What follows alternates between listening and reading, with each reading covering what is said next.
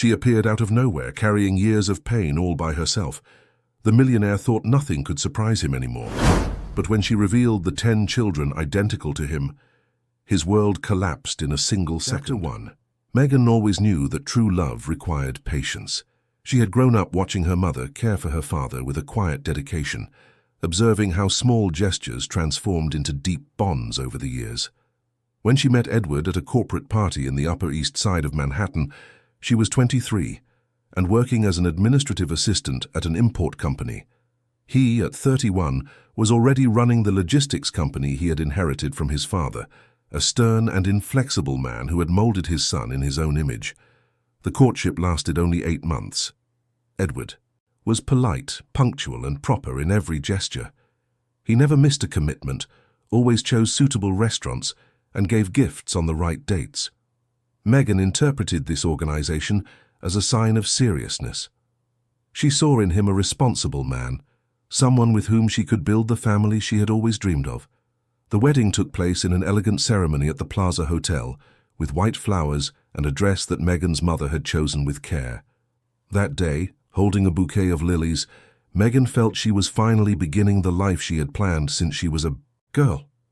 The house they moved into was in a gated community in Greenwich, Connecticut. It was spacious, with enormous windows that let in the afternoon light, a garden in the back, and 3 ensuite bedrooms on the upper floor. Megan had spent weeks decorating each room, choosing curtains, arranging furniture, creating a home where she imagined they would build memories together. In the first few days, she would wake up early to make coffee, leave affectionate notes in Edward's briefcase, and wait eagerly for the end of the workday so they could have dinner together. It was in the 3rd month of their marriage that she began to notice the signs. Edward would arrive, greet her with a nod, head to his office, and spend hours working. When she brought him coffee, he would thank her without looking up from his papers. When she suggested they watch a movie together, he would explain that he had reports to review. Megan tried to understand. After all, running a company required dedication. She herself saw how his phone rang constantly, how meetings stretched late into the night, how business trips became more and more frequent. But it wasn't just the physical absences. That hurt. It was the emotional distance that grew even when he was present. Megan would prepare special dinners, set the table with candles and flowers, and wear the dress he had once said he liked. Edward would eat in silence, thank her politely, and return to his office. She tried to start conversations about future plans, about the possibility of having children, about how they could travel together on vacation. He would respond with short sentences, always steering the conversation toward practical, concrete matters. On the cold January nights when the wind rattled the bedroom windows and Megan would curl up under the covers waiting for him to come up, she would only hear his footsteps on the stairs after midnight. Edward would get into bed, maintaining a respectful distance, turn to the opposite side, and fall asleep quickly. Megan would lie awake, staring at the ceiling, trying to understand what she was doing wrong. She would mentally review every gesture, every word, every attempt at closeness that he seemed to ignore. One Saturday morning, Megan woke up determined to change that pattern. She prepared a full breakfast with warm bread, fresh fruit, and freshly squeezed orange juice. When Edward came downstairs, she smiled and suggested they spend the day together. Perhaps visit Central Park, take a walk, and talk away from the walls of that house that seemed increasingly empty. He checked his watch, explained that he had a video conference scheduled, apologized, and went back up to his office. Megan sat alone at the table, looking at the food she had prepared with such care. The tears came slowly, silently, streaming down her face as she tried to understand why this man she had chosen to be with seemed so determined to keep his distance. She wiped her face with the back of her hand, cleared the table, and put everything away. In that moment, a small crack formed inside her, a fissure that would grow with time. The following months were a repetition of this dynamic. Megan kept trying. She created little rituals, prepared his favorite food, left affectionate messages, suggested outings. Edward remained polite yet distant. He never treated her badly, never raised his voice, never showed impatience. He simply showed nothing. It was as if he had agreed to share that space with her, but without allowing her to touch any deeper layer of his existence. Megan began to visit her mother more frequently. Claudia lived in a modest apartment in Astoria, Queens, where she had raised Megan alone after her father left when she was just 5. Sitting in the small kitchen, drinking coffee and eating coffee cake, Megan tried to explain what she was feeling without fully revealing the extent of her frustration. Claudia listened attentively, held her daughter's hand, and said that marriage required time, that men were different, that perhaps Edward just needed more patience. But patience was becoming a burden too heavy for Megan to carry alone. She began to notice how her own voice was disappearing inside that house, how her attempts to create joy hit the wall of indifference that Edward had built, how her smile was becoming more and more forced, how the sparkle in her eyes was gradually fading. She would look at herself in the mirror and not fully recognize the woman she saw. Where was the Megan who dreamed of a loud, affectionate family? Where was the girl who believed that love could transform anything? 1 year after the wedding, on a December night when New York City was illuminated by Christmas decorations and the streets of Greenwich shone with the lights of decorated mansions, Megan prepared a special dinner. It was the eve of their wedding anniversary. She had bought wine, prepared Edward's favorite dish, and set the table with care. She wore a navy blue dress, let her hair down, and put on the perfume he had once said he liked. Edward arrived at 8 o'clock. Megan was waiting for him in the living room, with the table set in the background and the candles already lit. He entered, looked around, and frowned slightly. Megan smiled, said it was a surprise for their wedding anniversary the next day. Edward was silent for a few seconds. Then, in the same calm, controlled voice he used in business meetings, he said they needed to talk. Megan felt her heart race. Something in his tone, in his rigid posture, in the way he avoided her gaze, announced that this conversation would not be about happy plans. They sat at the table. The candles flickered between them, creating shadows that danced on the walls. Edward placed his hands on the table, interlaced his fingers, and took a deep breath. He said that the marriage wasn't working. He said he had tried, but he simply couldn't feel what she expected him to feel. He said he had grown up in a house where displays of affection were seen as weaknesses, where his own father had taught him from an early age that strong men didn't get carried away by sentimentality. He said he believed when he got married that it would be just a suitable social arrangement, a natural step in the life of a successful businessman. He said he realized how much Megan was suffering, how much he was trying, but that he couldn't reciprocate. He said the best thing for both of them would be a divorce. Megan heard each word as if they were blades cutting through everything she had built inside herself during that year. She felt her world collapse around her. The candles continued to burn. The wine remained in the bottle. The food grew cold on the plates. She tried to speak, to argue, to say they could try therapy, that they could talk more, that she was willing to wait as long as it took. Edward just shook his head. The decision was made. That night, Megan couldn't sleep. She sat on the bed hugging her knees, looking out the window where the city continued to be illuminated, as if nothing had changed. Edward was sleeping in the guest room. The silent house seemed to echo the loneliness she had always felt, but which now took on even more painful contours. She cried until she had no tears left, until her body was exhausted, until she noticed the sun beginning to lighten the horizon. In the following days, Edward handled everything with the efficiency that characterized his way of dealing with business. He contacted lawyers, prepared the documents, and established the terms of the separation. He offered Megan a generous sum, said she could stay in the house until she found a place to live, and assured her that everything would be done as amicably as possible. Megan signed the papers without reading them properly, just wanting it all to be over, just wanting to escape the pain that seemed to occupy every inch of her body. It was 3 weeks after the divorce conversation that Megan began to feel the first symptoms. Morning nausea, unexplainable fatigue, breast tenderness.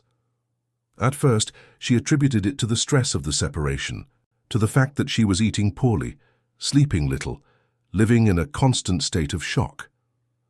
But when her period was 2 weeks late, a suspicion began to form. On a rainy January afternoon, When New York City was grey and the streets of Greenwich glistened with wetness, Megan went to a pharmacy far from the community. She bought 3 different pregnancy tests, put everything in a discreet bag, and returned home with her heart racing. Edward was on a business trip and wouldn't be back for 3 days.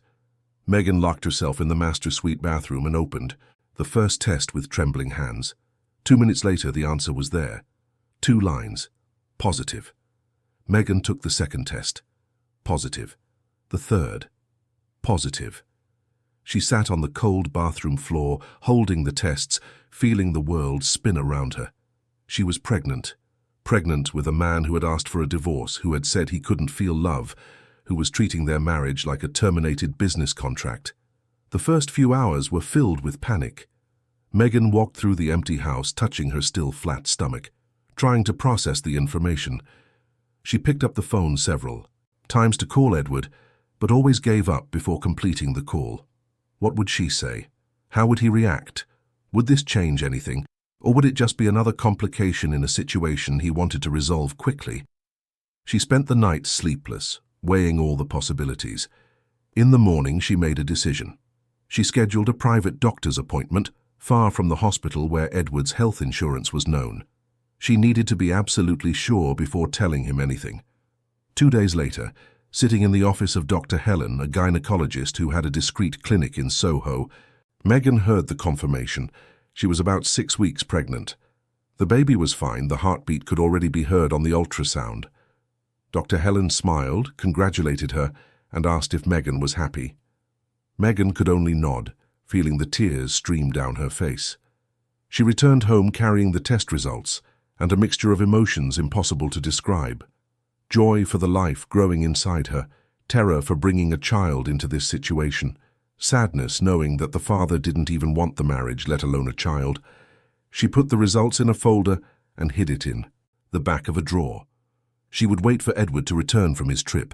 She would tell him in person.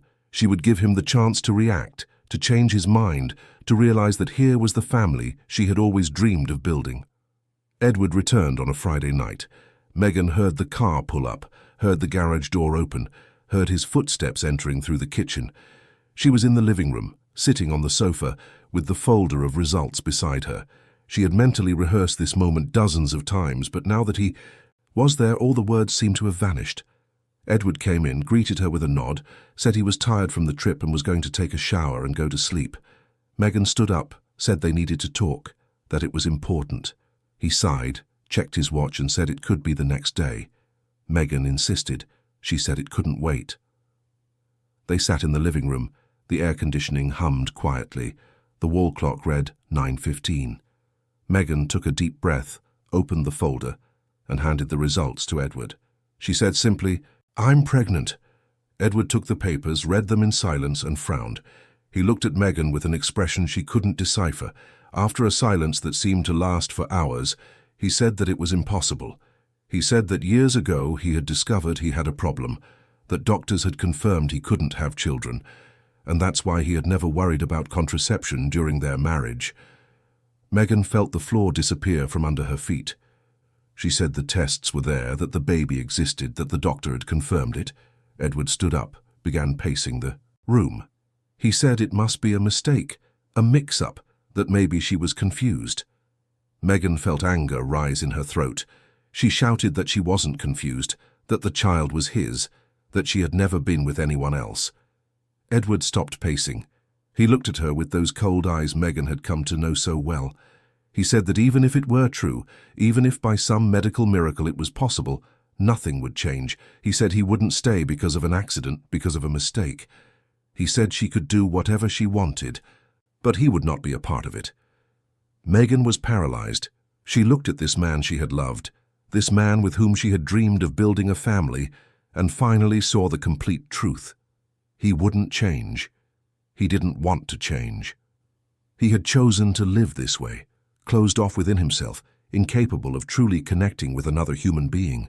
And she couldn't continue destroying herself, trying to reach someone who refused to be reached. That night, Megan made a decision. She would not fight anymore. She would not beg anymore. She would not demean herself, trying to convince someone to love her. She now had a much greater reason to be strong. She had a life growing inside her, a life that depended on her, a life she would protect from all that coldness and indifference.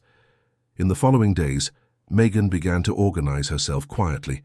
She opened a separate bank account, transferred the money Edward had given her as part of the divorce settlement.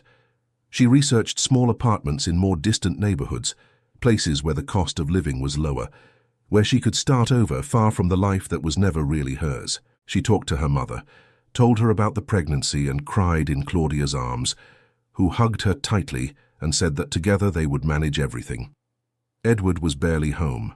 He spent his days at the office, came back late, and avoided Megan completely. She realized he wanted her to leave soon, that this forced cohabitation was becoming uncomfortable for him. Megan didn't rush. She did everything in her own time, carefully, making sure every decision was the right one.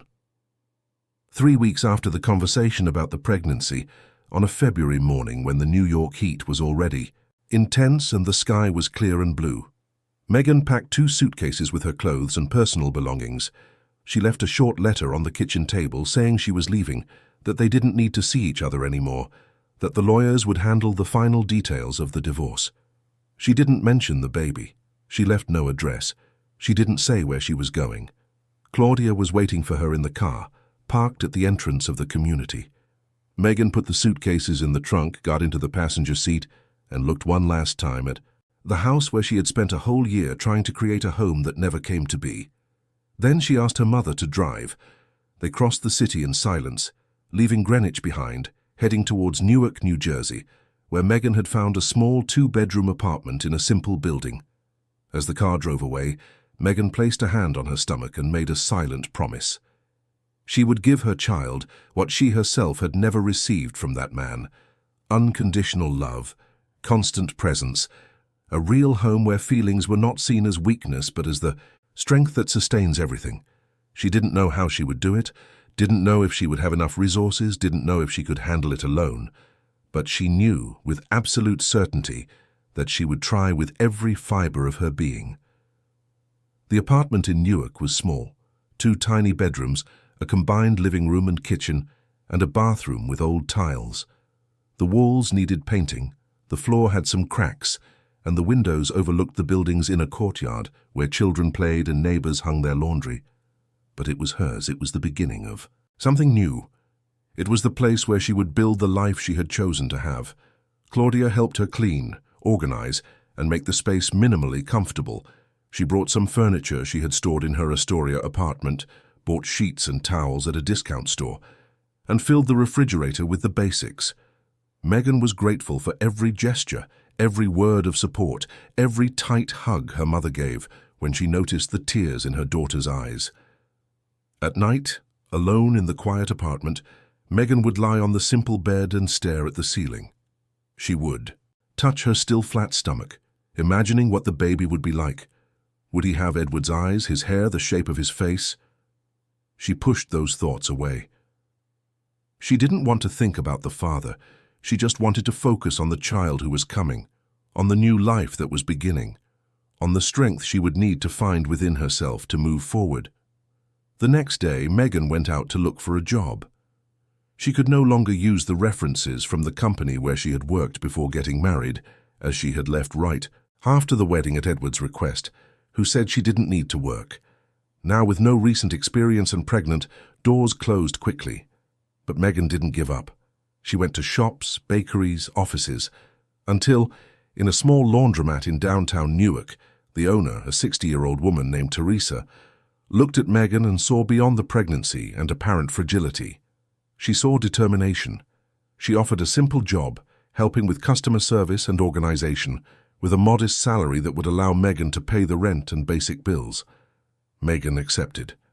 She started the next day. She wore simple clothes, tied her hair in a ponytail, and served customers with a smile that became more genuine with each passing day. She discovered that she liked this simplicity, this routine far from the world of appearances where she had lived for a year. Here, no one judged her. No one expected more from her than honesty and hard work. She could just be Megan, a woman trying to rebuild her life after an emotional disaster. The months passed. Her belly grew. Megan had her prenatal care at a nearby community health clinic, where the nurses were attentive and the doctor was patient with her 1,000 questions. Claudia accompanied her to every appointment, held her hand during the ultrasounds, and cried with emotion upon hearing the baby's heartbeat. They found out it would be a boy. Megan chose the name Peter, a strong, simple, American name. One day in September, as spring began to bring blossoms to the trees in Newark, Megan felt the first contractions. Claudia rushed her to the local public hospital. The labor was long, painful, and exhausting. But when they placed Peter in her arms, when Megan looked at that perfect little face, the closed eyes, the tiny hands, everything made sense. All the suffering, all the pain, all the struggle had been worth it. But it was when he opened his eyes, a few days later, that Megan felt the first shock. Peter had Edward's eyes, the same shape, the same color. As the months passed, the resemblance became more evident. The shape of his face, the line of his nose, his mouth. It was like looking at a miniature version of the man who had abandoned her. Sometimes Megan would hold Peter and feel a strange mix of deep love for her son and a pang of pain at seeing the features of the one who had rejected her reflected there. But she didn't let it affect the love she felt. Peter was hers. Peter was innocent. Peter was the best thing that had ever happened to her. She cared for him with total dedication, waking up in the middle of the night to breastfeed, singing lullabies, talking to him as if he understood every word.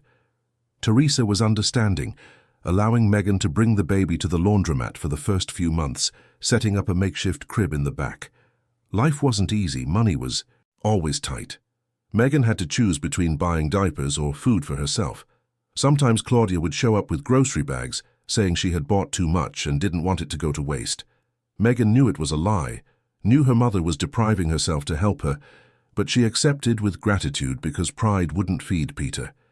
And then, when Peter turned 1, Megan discovered she was pregnant again. Chapter 2. The news hit Megan like a lightning bolt on a clear day. She was in the apartment's bathroom, with Peter playing on the floor beside her, when the 2 little lines appeared on the pregnancy test. The shock paralyzed her for a few seconds. How was this possible? She barely had time to breathe between caring for Peter, working at the laundromat, and trying to sleep a few hours a night. When could she have conceived another child? But there it was, the undeniable truth. Her body was already showing the signs she knew, the deep fatigue, the morning sickness, the heightened sensitivity. She sat on the cold bathroom floor, hugging her knees while Peter tugged at her shirt, trying to get her attention. Megan looked at her son, with those eyes that were a perfect copy of Edward's, and felt fear grip her chest. How would she raise 2? How would she manage? Claudia reacted with concern, but also with the practical determination that always characterized her. Sitting in the small kitchen of the Newark apartment, while Peter slept in the bedroom, they did the math, reorganized priorities, and made plans. Megan would have to ask Teresa for help, maybe work part-time in the last months of her pregnancy. They would have to be even more careful with every penny. But they would find a way. They always did. The months that followed tested Megan in ways she couldn't have imagined. Working while pregnant and caring for a 1-year-old baby required a resilience she had to dig deep for every single day. There were mornings when she woke up exhausted, her body aching, Peter crying in his crib, and she wondered if she could even get up. But she did. She always did, because there was no other option. Teresa was an angel during this period. When Megan arrived at the laundromat with Peter in the old stroller Claudia had bought at a thrift store, the old woman always had a smile, always found ways to make her work easier. She let Megan sit more, do less strenuous tasks, leave early when necessary. Megan would thank her with tears in her eyes, promising to make up the hours when she could, but Teresa would just shake her head and say that mothers help mothers. Gabriel was born in the early hours of a May morning when Newark was cold and the rain was beating against the hospital windows. The delivery was faster than Peter's, but no less intense. Megan held Claudia's hand tightly, breathed as the nurses instructed, and pushed with all the strength she had left. When they placed Gabriel in her arms, she saw it immediately. Another boy. And again, Edward's features were there. The same defined chin, the same eyebrows, the same curve of the lips. Megan wept. She wept from exhaustion, from relief, from love, and from a deep sadness that came from somewhere hidden inside her. Why did they all carry the mark of that man? Why did genetics insist on mirroring him in every child she brought into the world?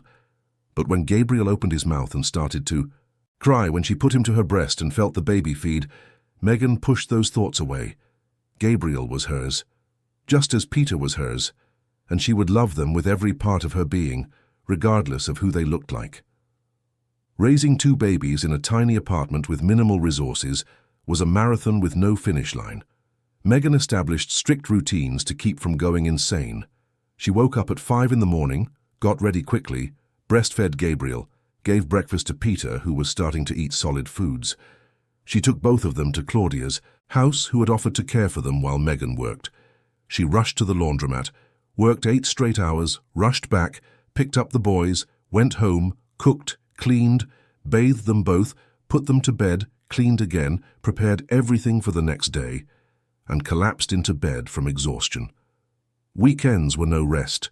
They were for laundry, grocery shopping, cleaning the house, taking the boys to the park when the weather allowed.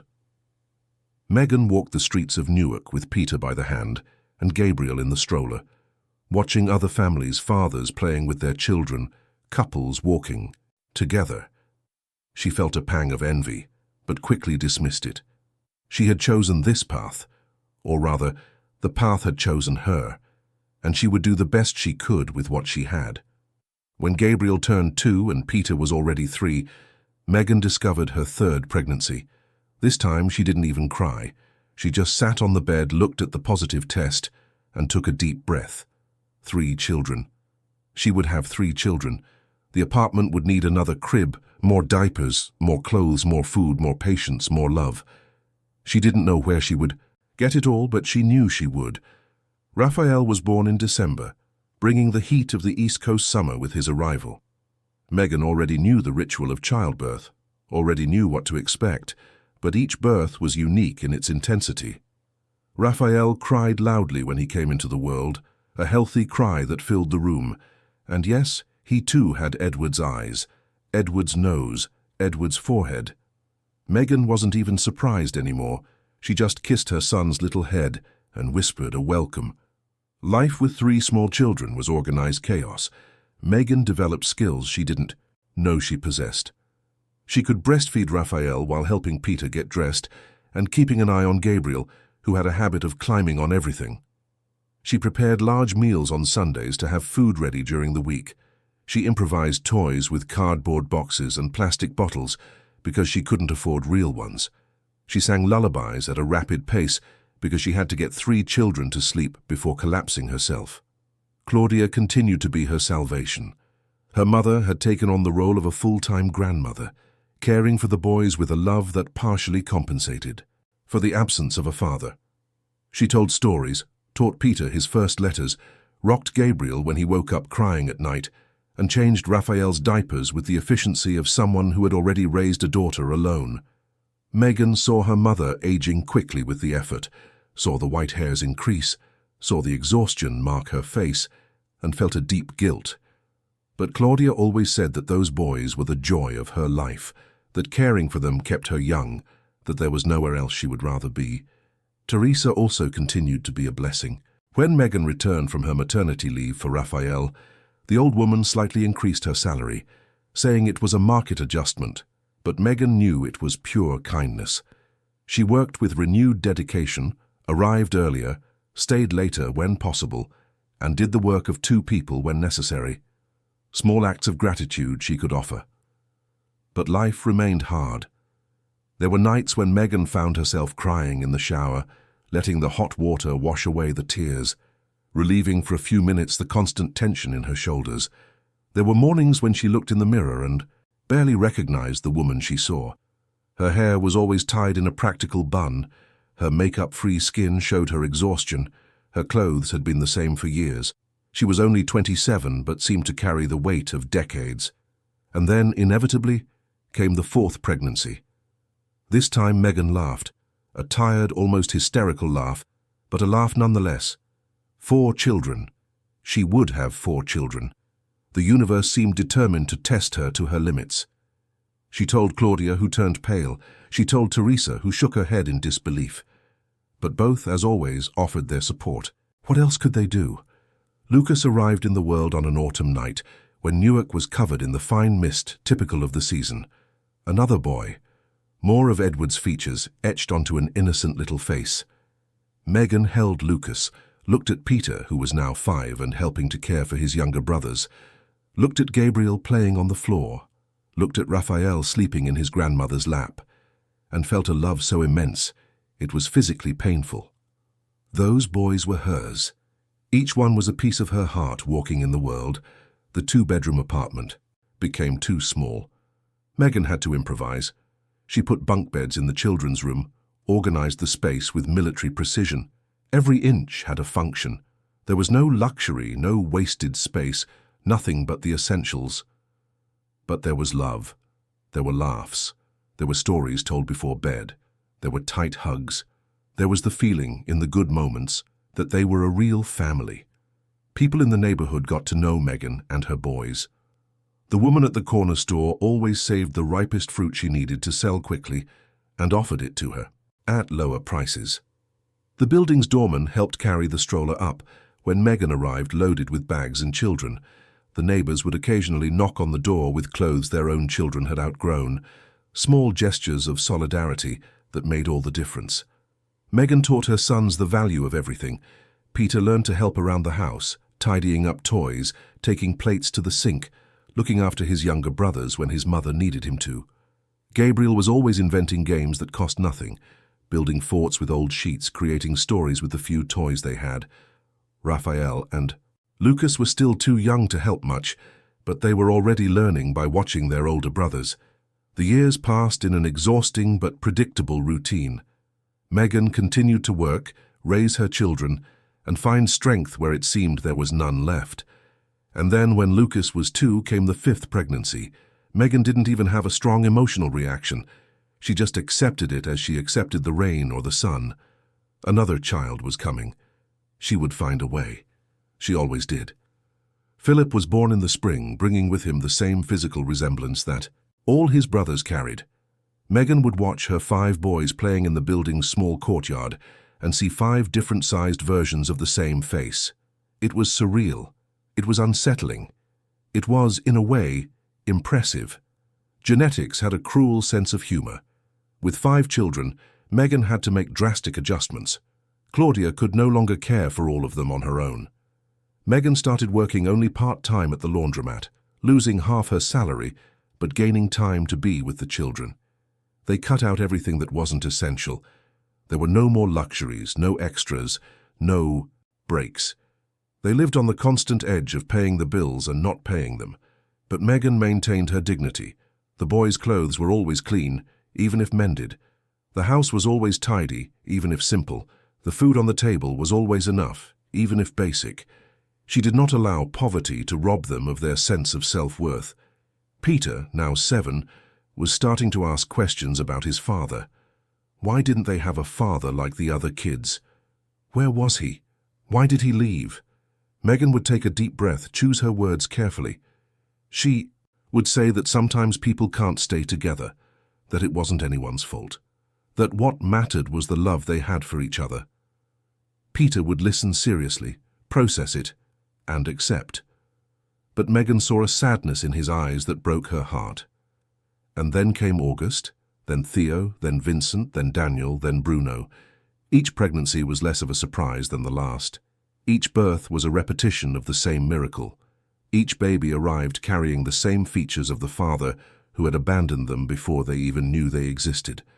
When Megan looked at her, 10 sons, all boys, ranging in age from 1 to 12, all with Edward's face etched into their features, she felt a complex mix of emotions, immense pride for what she had managed to do alone, deep exhaustion that never completely disappeared, unconditional love that grew with each day, and a hint of sadness hidden deep down for the life that could have been different. Meanwhile, on the other side of the city, in a mansion in Greenwich that had become even emptier after Megan's departure, Edward lived a completely different existence. He woke up every morning in the master bedroom of the silent house, put on expensive suits, drove to his office in his imported car, spent the day making business decisions, and returned home late at night. The company prospered. Edward had a talent for business. That was undeniable. Under his management, the logistics company had expanded its operations, won new clients, and increased its profits year after year. He was respected in the corporate world, invited to exclusive events, and considered for entrepreneurship awards. His professional life was an undisputed success, but his personal life was a desert. Edward never got seriously involved with another woman. After Megan, there were business dinners, social events where he needed to bring a date, casual encounters that led nowhere. He couldn't connect. He couldn't feel that spark people described. In fact, he couldn't feel much of anything besides a cold satisfaction when he closed a good deal. The house remained impeccable. Staff kept everything clean, organized, perfect, but it was an empty perfection. Edward would walk through the vast rooms and feel an echo that came not from the walls, but from within himself. He ate dinner alone at the large dining room table, food prepared by the cook, served on expensive china, and couldn't remember the taste of anything. There was a period about 2 years after Megan had left when Edward tried to look for her. He hired a private investigator, provided what he knew, and waited for results. But Megan had completely disappeared. The investigator found the apartment in Newark, but discovered she had moved without leaving an address. The trail went cold. Edward looked at the report, felt something that might have been disappointment, put the papers in a drawer and didn't try again. His father had passed away 5 years ago. A massive heart attack during a game of golf. Edward had organized the funeral, gone through the motions and taken full control of the company. The night after the burial, alone in the mansion, he opened a bottle of expensive whiskey and tried to feel sadness for the death of the man who had raised him, but he couldn't. All he felt was a kind of resigned emptiness, as if something important had been lost long ago, and he no longer even knew what it was. The years passed, and Edward grew old alone in that house. He had money, power, professional respect, but when he lay down at night in the silent room, with the city light shining through the windows, he would sometimes lie awake staring at the ceiling. In those moments, strange thoughts would visit him. Thoughts about Megan, about where she might be, if she was okay, if she had managed to move on. He had never admitted it to anyone, not even to himself for a long time, but there was a weight he carried, something that could be regret if he were able to name it correctly. The memory of her face on that last night when he said he wouldn't stay because of a mistake, the tears in her eyes, the way she had slumped slightly as if something inside her had broken. Edward pushed these thoughts away. He went back to work, immersed himself in new projects, kept himself busy. Busy was safe. Busy left no room for inconvenient questions. Busy was what he knew how to do. But the emptiness was still there, growing silently, waiting. Chapter 3. 10 years had passed since Megan left the mansion in Greenwich. Edward was about to turn 43. The company continued to grow, he continued to be successful, and life continued to move forward with the luxurious monotony he had built around himself. It was during a reorganization of his home office that Edward found the note. The cleaning lady was on vacation, and he had decided to personally sort through some drawers that had been accumulating papers for years. Among old documents, archived contracts, and forgotten correspondence, his fingers touched a folded piece of paper, yellowed with time. He immediately recognized Megan's handwriting. Delicate, slightly slanted to the right, with those small flourishes on the capital letters. The note was simple, written so many years ago that Edward had to think to remember the context. It was a message she had left for him one morning, during the first months of their marriage, saying she would make his favorite dinner and hoped he would come home early that night. Edward held the paper carefully, feeling a strange wave of nostalgia. He vaguely remembered that day, remembered arriving late, as always, remembered her waiting, as always, remembered the cold dinner on the table, as often happened. He was about to throw the note away when something caught his attention. There was something written on the back. Turning the paper over, Edward saw notes he didn't remember seeing before. The handwriting was the same, but the tone was different, more hesitant, more vulnerable. The lines read, "I need to tell him something important. I'm scared of his reaction, but he deserves to know. Maybe this will change everything. Maybe we'll finally have a chance to be a real family." Edward felt his heart race. He read it again and again. The date at the top of the note was from just a few days before Megan left. Those words about telling him something important, about family. He sat, down heavily in his office chair, the paper trembling slightly in his hands. She had been trying to tell him about the pregnancy. Even before that terrible conversation in the living room, before he had said those cruel words, she had tried to find a way to share the news, and he had probably ignored it, or been distracted, or simply not given her the opportunity to speak. The memories came flooding back. The expression on Megan's face when she showed him the test results. The way she had said she was pregnant, that mix of hope and fear in her eyes. His own reaction, cold and accusatory, saying it was impossible, that she must be mistaken. The way she had insisted the child was his, and he had rejected her, saying he wouldn't stay because of a mistake. Edward ran a hand over his face. What kind of man was he? What kind of monster would turn away his own pregnant wife? He had always justified his attitude by his supposed infertility, the shock of the situation, the conviction that it couldn't be real. But now, holding that note, seeing Megan's vulnerability expressed in those hesitant lines, he began to realize that he might have made a much bigger mistake than he had imagined. The following weeks were strange for Edward.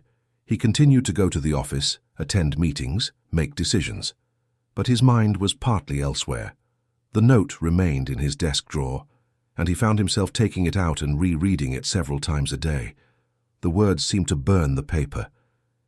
Maybe we'll finally have a chance to be a real family. Family. Megan wanted to build a family, and he had thrown her out when she was carrying their child. If it was his child. The doubt still lingered in his mind. The doctors had been clear years ago when he was in his early 20s and had routine tests. He had a condition that made it virtually impossible to conceive children naturally. The chances were infinitesimal, almost non-existent. But what if the doctors were wrong? What if that old assessment was outdated? What if, by some medical miracle, Megan really was pregnant with his child, and he had thrown her out due to sheer pride and disbelief? Edward started having nightmares. He dreamed of a boy with his face calling for a father who wasn't there.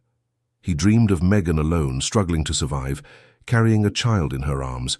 He would wake up sweating, his heart racing, needing long minutes to reorient himself to reality.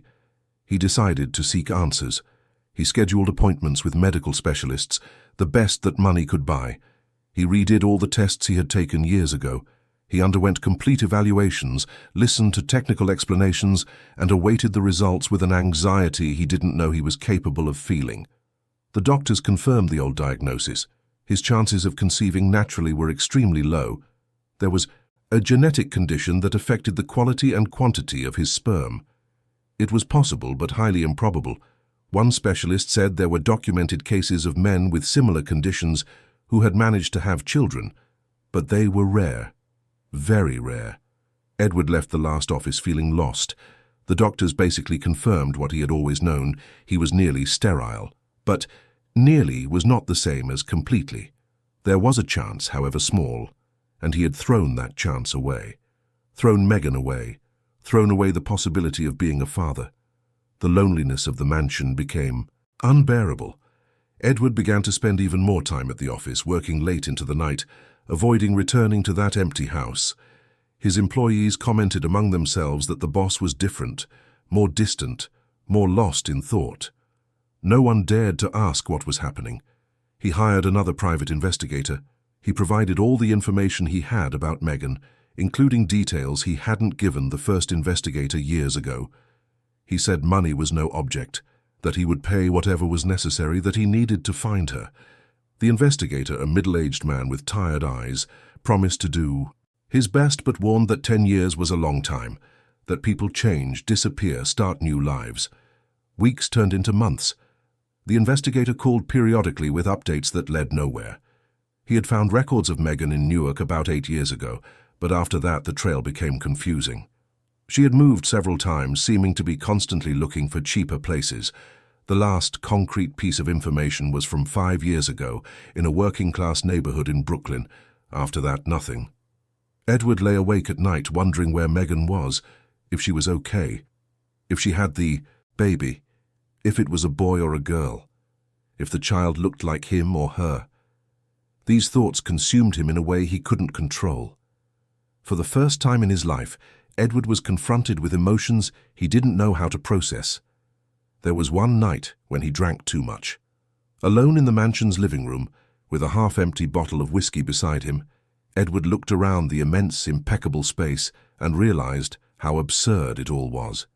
He had a house the size of a small hotel, but lived in it completely alone. He had cars he barely drove, clothes he barely wore, expensive decorative objects he no longer even noticed. He had millions in the bank, but no one to share any of it with. Megan, on the other hand, was probably living in some small, simple place. But if she had had the baby, she wasn't alone. She had someone. She had a reason to wake up in the morning besides numbers on spreadsheets and contracts to sign. And he, the successful man, the respected entrepreneur, the envied millionaire, was completely and irrevocably alone. Edward began to think more and more about his father, about the way Roger Almeida had raised his son within a bubble of emotional coldness, about the constant lessons on how feelings were weaknesses, how real men didn't get carried away by sentimental nonsense, how building walls around one's heart was a sign of strength. He remembered being 7 years old and crying because the family dog had to be put down due to illness. His father had grabbed him by the shoulders, looked him in the eye with severity, and said that tears were for the weak. Edward swallowed his tears, hardened his face, and never cried in front of his father again. That was the first brick in the wall he would spend the rest of his life building. He remembered his adolescence when he fell in love for the first time with a classmate. He was 14 and thought this girl was the most beautiful person he had ever seen. He made the mistake of mentioning it during a family dinner. His father laughed, a harsh, mocking laugh, and said that teenage crushes were ridiculous, that Edward should focus on his studies and stop wasting time on nonsense. The crush died not from lack of interest, but from shame. In his youth, all of Edward's attempts to genuinely connect with someone were sabotaged by that voice in his head, his father's voice saying that intimacy was dangerous, that trust was foolish, that opening up was making yourself vulnerable.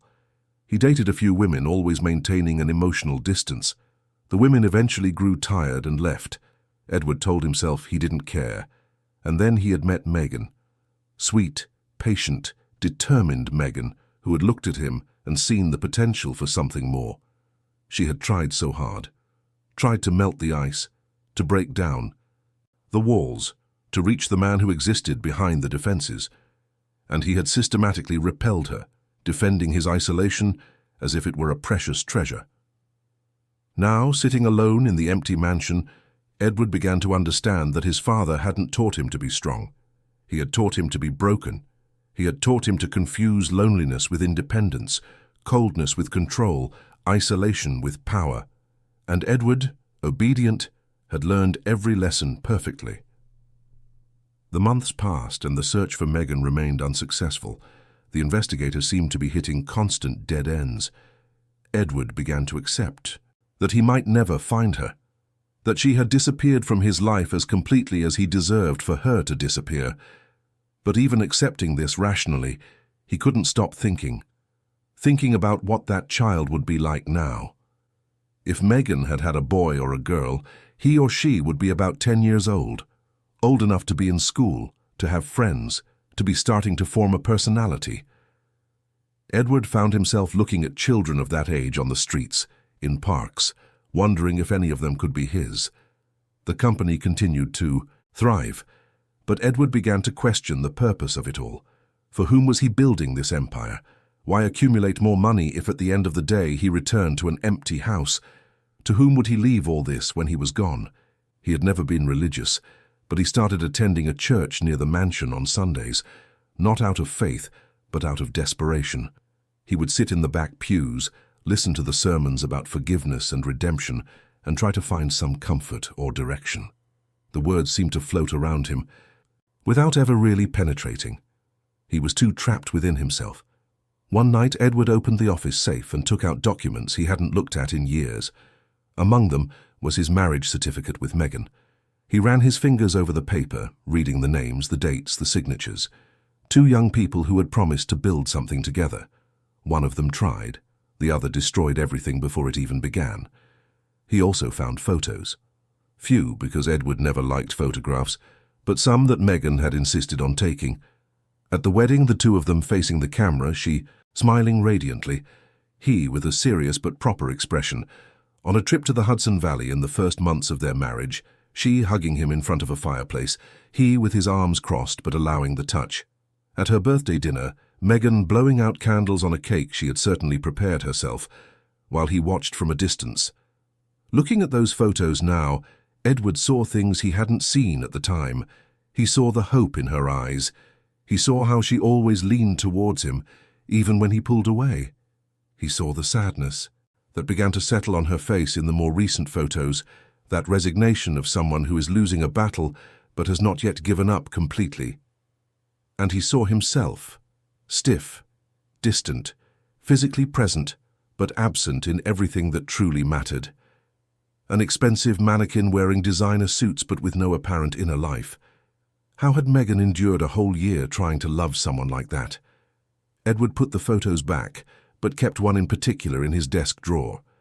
It was a photo Megan had taken when he wasn't paying attention. He was in the garden of the house, his back to the camera, looking at the sunset. There was something in the image, maybe the golden light of dusk, maybe the angle, that made it seem like he was looking for something, or waiting for someone who never arrived. The seasons changed outside. New York went through its cycles of heat and rain, its days of clear skies and afternoons of thunderstorms. Edward watched it all from inside his air-conditioned office or from inside his car with the windows closed. He felt disconnected not only from people but from the world itself. It was during a trade show at a luxury hotel in Midtown Manhattan that Edward had a crisis. He was in the middle of an important presentation, talking about market expansion to potential investors, when suddenly the words stopped making sense. He looked at the spreadsheets projected on the screen, at the graphs showing growth, at the impressive revenue figures, and it all seemed absurdly empty. He excused himself, left the meeting room, and went to the restroom. He looked at himself in the mirror and saw a stranger, a 43-year-old man, well-dressed, successful, completely lost. He leaned on the sink, closed his eyes, and tried to regain control. But for the first time in decades, tears began to form. Edward fought them, remembered his father's lessons, tried to harden himself. But the tears came anyway, silent and bitter. He cried for Megan. He cried for the son or daughter that might have existed. He cried for the years wasted in an empty existence. He cried for the boy he had been, who had learned to hide all his feelings until he no longer knew how to find them. He cried until he had no tears left, until his body was exhausted, until the phone rang insistently in his jacket pocket. When he finally left the restroom, his red eyes hidden by the sunglasses he put on, Edward had a painful clarity. He had to find Megan, not necessarily to fix what he had broken. That might be impossible, but at least to apologize, to acknowledge his mistake, to try, however late, to do something minimally right. He called the investigator that same afternoon. He told him to double his efforts, to look in places they hadn't looked yet, not to give up. The investigator promised to try, but his tone of voice made it clear that hopes were minimal. Edward returned to the mansion that night, entered the silent rooms, and went up to the bedroom where he had slept alone for over a decade. He lay on the bed, looked at the ceiling, and for the first time in a long time, he prayed. He didn't really know how. The words were clumsy and uncertain, but he asked. He asked for a chance. He asked for forgiveness. He asked to find Megan, if only once, so he could say he was sorry. The universe did not answer that night, but the gears of fate were already turning. preparing the encounter that would change everything. Chapter 4. The trip to Long Branch was not in Edward's plans. It had been a last-minute invitation from an important client who wanted to discuss a contract in a more relaxed setting, away from the formal offices of New York City. Edward had accepted because refusing would be bad for business, not because he had any real interest in spending a day at the beach. It was a Saturday in November, with the humid heat typical of a late autumn on the Jersey shore. The sky was clear and blue, the sun shone brightly, and the waves broke on the sand with a steady rhythm. Edward was staying at a luxury hotel on the ocean front, had met with the client in the morning, and now had a few free hours before his flight back to the city. He decided to walk on the beach, something he never did because Edward was not a man for outdoor activities, but that day he felt a strange need to breathe the salty air and feel the sand under his feet. He took off his dress shoes, rolled up his trousers, and began to walk along the strip of sand near the water. Families occupied the beach. Children built sand castles, teenagers played paddleball, couples walked hand in hand. Edward observed it all with the detachment of someone watching a foreign film without subtitles. That world of human connections and shared joy seemed to belong to a different reality from his own. It was when he turned towards the boardwalk stalls that he saw her. Megan. The recognition was instantaneous and visceral, even though she looked different. Her hair was shorter, her body leaner, her skin lightly tanned by the sun. She wore a simple cotton dress, was barefoot, and was laughing at something a child next to her had just said. But it wasn't just one child. Edward stopped walking. His heart pounded. His brain tried to process what his eyes were seeing, but the information seemed too vast to comprehend. Megan was surrounded by children, not just 2 or 3, there were many. Edward started to count. 1, 2, 3, 4. He kept counting. 7, 8, 9, 10.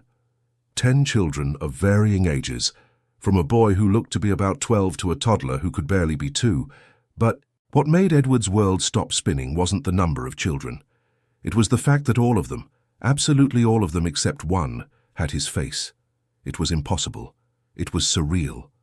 But it was there, undeniable before his eyes. 10 boys, 9 of them with his features etched into their faces like copies in different sizes. The same face shape, the same eyes, the same line of the nose, the same chin.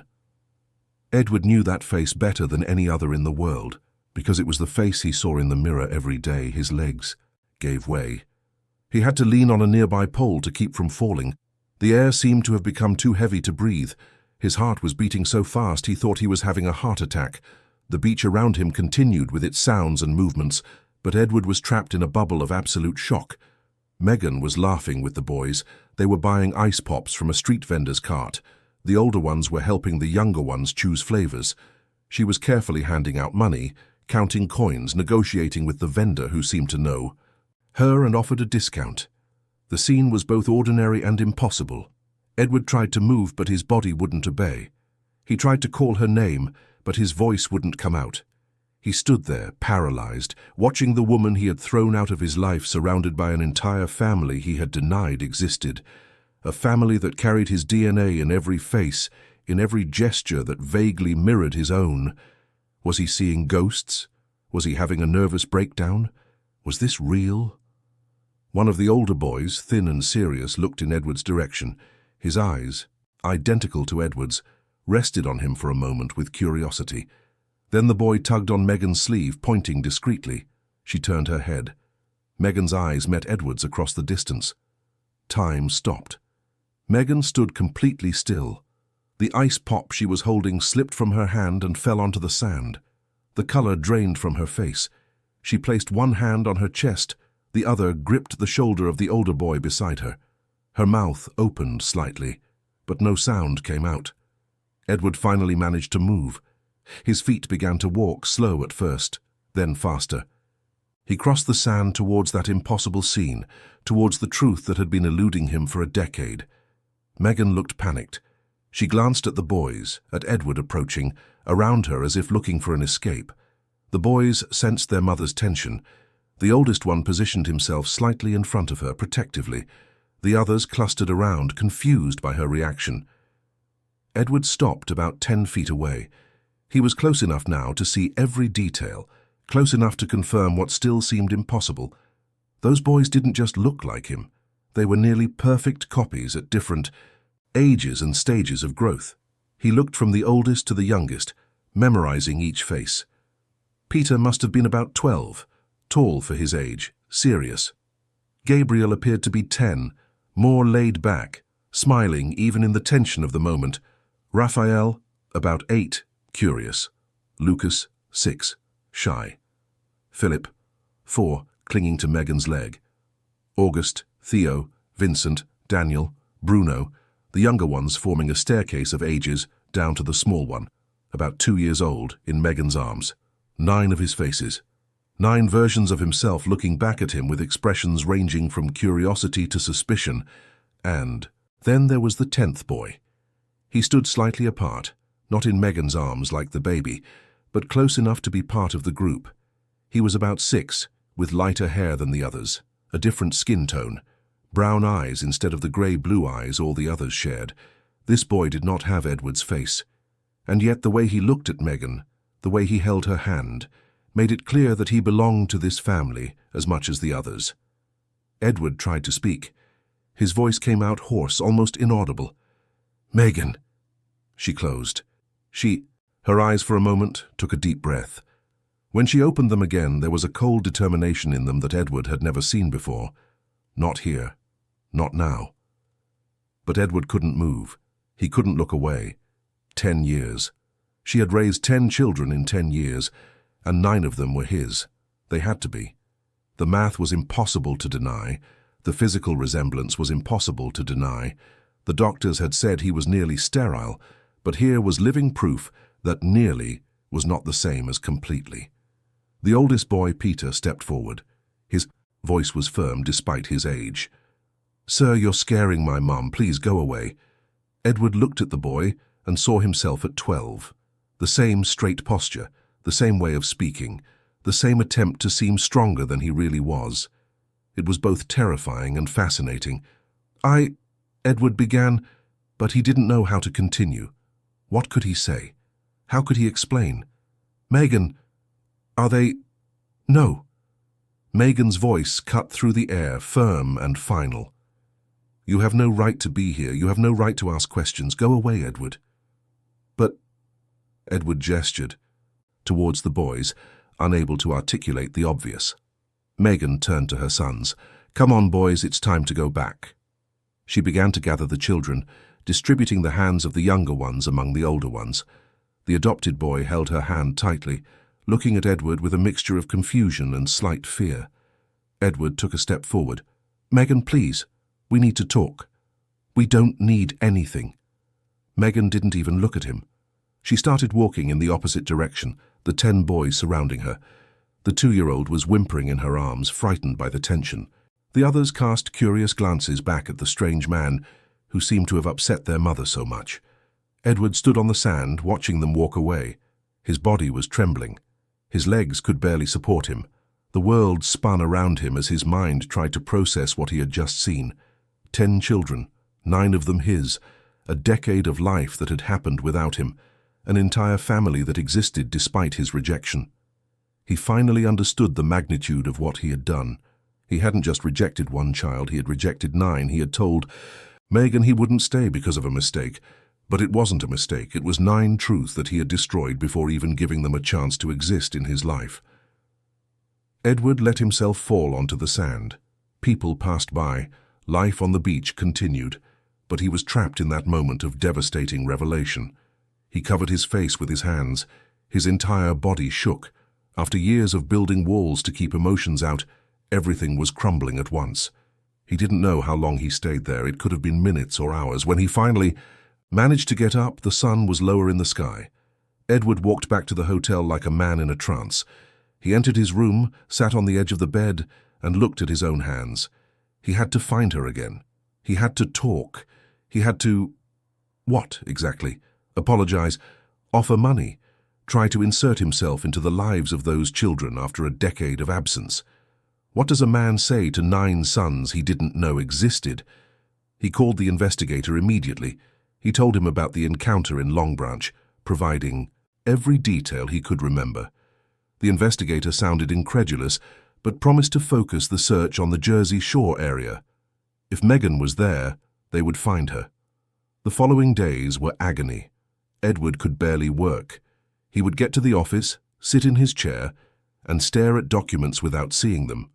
His mind was stuck on that beach, on those faces, on that impossible reality that had suddenly become very real. He didn't tell anyone about the encounter. Who would believe him? Who would understand? The serious, controlled businessman had 9 sons he didn't know existed. It sounded like a soap opera script, but it was real. As real as the pain that now lived permanently in Edward's chest. As real as the faces that appeared in his dreams every night. As real as the regret that consumed him during every waking moment. The investigator called 5 days later. He had found Megan. She was living in a rented house in a more remote part of Long Branch. She worked at a small bakery in the area. The 10 boys attended local public schools. They lived simply, very simply, but they seemed to be doing well. Edward thanked him, hung up and held the paper with the address. His hands were shaking. Now that he had the information, he didn't know what to do with it. He couldn't just show up at Megan's door and expect her to welcome him. Not after what he had done. Not after 10 years. But he couldn't just let it go either. Those boys were his sons. He had lost the first decade of their lives out of sheer pride and stupidity, but there were still decades ahead. There was still time to get to know them. There was still time to try to be in some small way present. Edward spent a week planning. He consulted lawyers about paternity issues, but quickly realized that the legal route would be disastrous. Forcing his way into the lives of Megan and the children through the courts would only cause suffering. He needed a different approach. He decided to start slowly. He drove to Long Branch on a Saturday morning, parking his imported car a few blocks from Megan's house. It was a simple building on a narrow street, with faded paint and a small front yard where clothes dried on a line. Children played in the street. Neighbors chatted on their porches. It was a world completely different from Greenwich. Edward stayed in the car, watching. After an hour, the front door opened and the boys came out in a group. The older ones led the way. The middle ones followed, talking loudly, and the youngest were either carried or holding hands. Megan came out last, checking to make sure everyone was there, locking the door and organizing the group with the efficiency of someone who did this every day. They walked down the street and Edward followed at a distance, his car moving slowly. The boys entered a modest public park with a few rusty swings and yellowed grass. Megan sat on a bench while her sons ran off to play. The adopted boy stayed close to her, quieter than the others. Edward parked and watched from behind the tinted windows of his car. He saw how Peter kept an eye on his younger brothers, how Gabriel invented games to make everyone laugh, how Raphael mediated arguments among the middle boys, how the little ones ran after the older ones trying to keep up, how Megan smiled a tired but genuine smile, calling out when one strayed too far, offering water from a bottle she had brought. It was a family. Awkward, noisy, obviously struggling financially, but a real family. With love visible in every interaction, with care in every gesture from Megan, with a connection between the brothers that only years of living together could create. And Edward was a stranger, watching from the outside. A ghost from the past, who had no place in that scene. He returned to New York that afternoon without making contact, but he came back the next week, and the next. Always watching, always. Keeping his distance, always trying to understand how these people lived, how this family functioned without him. It was on the 4th visit that Peter noticed him. The boy was standing away from his brothers near the park fence, and his eyes landed on Edward's car. He frowned, probably remembering the man on the beach weeks ago, walked over to Megan and said something quietly. She looked towards the car, stood up immediately, gathered her sons, and started to leave the park. Edward got out of the car before she could leave. "Megan, please." She stopped, turned, her eyes burning. With anger. "You're following us. You're watching my children. I'm going to call the police, Edward." "No, please, I just want to talk." "There's nothing to talk about." She was tense, protective as a lioness defending her cubs. Edward looked at the boys clustered behind her, 10 pairs of eyes watching him, 9 faces that were reflections of his. "They're my sons. They're my sons." Megan's voice was hard as steel. "You had your chance to be their father 10 years ago, and you chose to refuse. You can't just show up now and claim what you never wanted." "I was wrong." The words came out with difficulty. "I was wrong about everything, about you, about me, about being a father, about what really matters." "You think words change anything?" Megan was crying now, tears streaming down her face. "You threw me out when I needed you most. You said our child was a mistake. It wasn't one child, Edward, it was 9. 9 children you rejected before they even knew they existed. And now you show up here with apologies?" "I didn't know." Edward felt his own tears burning his eyes. "The doctors said I couldn't have children. I believed them. When you said you were pregnant, you thought I had cheated on you," Megan finished, her voice bitter. "I know what you thought. It was written all over your face. You preferred to believe I was capable of betrayal than to consider that maybe the doctors were wrong." One of the younger boys started to cry, frightened by the tension. Megan immediately picked him up, soothing him with soft words. The other boys clustered around her, some looking at Edward with curiosity, others with clear suspicion. The oldest boy, Peter, stepped forward. "Mum, who is this man?" Megan took a deep breath. Her face was pale, exhausted. "Let's go home, Peter, now." But Peter didn't move. He looked at Edward, then at Megan, and seemed to be connecting the dots in his mind. "This is why we all look like him, isn't it? He's—" Peter couldn't finish the sentence. Megan closed her eyes.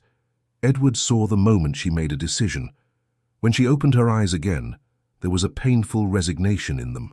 "Yes, he is your biological father, all of you except for Matthew. But that doesn't make him a real dad. Dads are the ones who stay, who raise you, who love you, and he didn't do any of that." Edward felt each word like a punch, but they were true words, and he knew it. Matthew, the adopted boy, tugged on Megan's shirt. "Mum, who's my dad then?" Megan knelt to his level, holding his face gently. "Your father couldn't stay with you, my love, but I stayed, and your brothers stayed, and we are your family." Edward watched the scene, seeing how Megan hugged Matthew, how the other boys moved closer to offer solidarity to their brother who didn't share their blood but clearly shared their heart.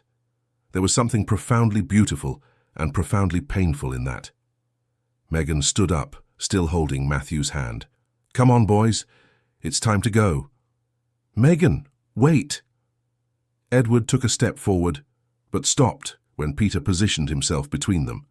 "Please, I know I have no right to ask for anything. I know I was terrible. But let me try to fix this. Let me get to know them. Let me help." "We don't need your help." Megan's voice was firm. "We survived 10 years without you. We'll keep surviving." "But you shouldn't have, to just survive. Look at me, Megan. Look at everything I have. Money that does nothing but accumulate in bank accounts. A huge house where I live alone. Resources I could use to give these children things you can't give them alone. A better education, medical care, opportunities. You think this is about money?" Megan was shaking with rage now. "You think you can make up for 10 years of absence with money? My sons have something no money can buy. They have love. They have a family that truly cares. They have a mother who chose to stay when it would have been easier to leave. I know that." Edward felt his voice break. "I see that. I see how incredible you are with them. I see how you've created a beautiful family even though I failed completely. But that doesn't mean I can't try to be better. It doesn't mean they don't deserve to have a father too. They don't have a father. They have a biological donor who showed up 10 years later." The words cut, but Edward accepted them. He didn't argue. He just stood there, looking at this woman who had been too strong to break at these boys who existed because she refused to give up. One of the middle boys, Edward thought it was Raphael, asked, "Mom, if he's our dad, why did he leave?" Megan looked at Edward, waiting for him to answer. Edward knelt to be at the boy's level. He saw his own eyes looking back at him. "Because I was a coward. Because I learned the wrong things when I was growing up. Because I didn't know how to be truly strong. so I pretended I didn't need anyone. And when your mother told me you were coming, I got scared, so I ran away."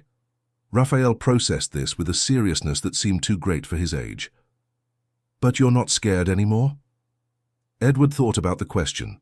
The honest answer came out, "I'm terrified, but I finally understood that fear isn't an excuse to run away from the right things."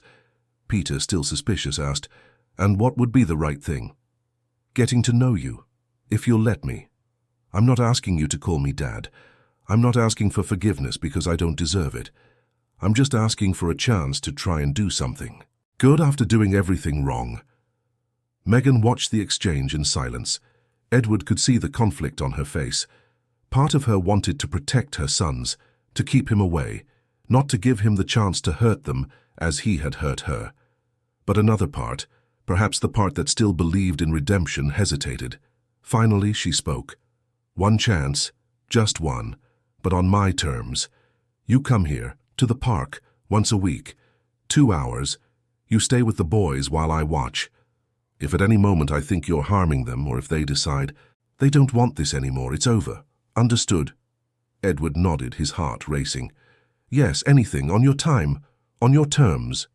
"And Edward," Megan took a step closer, her voice low and intense, "if you hurt them, if you disappoint them, if you do anything that makes them suffer, I guarantee you will never get near them again.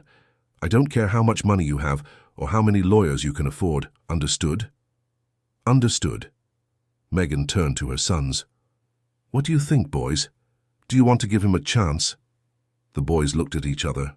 There were whispers, uncertain glances. Peter crossed his arms, clearly skeptical. Gabriel shrugged, willing to try. The younger ones seemed more confused than anything else. It was Matthew, the adopted boy who didn't share Edward's blood, who stepped forward. "If Mom thinks it's okay, I think we can try." Edward looked at the 6-year-old boy, the one Megan had chosen to welcome even when she already had so many children, and felt something strange in his chest. Gratitude, perhaps, or the recognition that this child understood better than he did what family meant. Megan nodded. "Next Saturday, 2 in the afternoon. Here at the park, don't be late." "I'll be here," Edward promised. Megan gathered the boys, organized the group, and began to walk towards the park exit. Edward stood watching until they disappeared around the corner. Then he sat on the bench where Megan had been moments before, put his head in his hands and wept. He wept for all the lost years. He wept for Megan's strength that he had never known how to recognize. He wept for the sons who had grown up without him. He wept for the broken man he realized he was. And he also wept, perhaps, for a tiny glimmer of hope that maybe, just maybe, there was still time to learn how to be better. The sun was setting when Edward finally returned to his car. His shirt was wrinkled, his eyes were red, his body was exhausted, but for the first time in 10 years he felt like he was walking in the right direction. It wasn't redemption, maybe it never would be, but it was a start. The following week, Edward thought of little else besides the approaching Saturday. He worked on autopilot, made business decisions without really paying attention, and returned home every night with his mind already in Long Branch. He bought books on fatherhood, read articles on connecting with children, and watched videos that promised to teach parenting skills.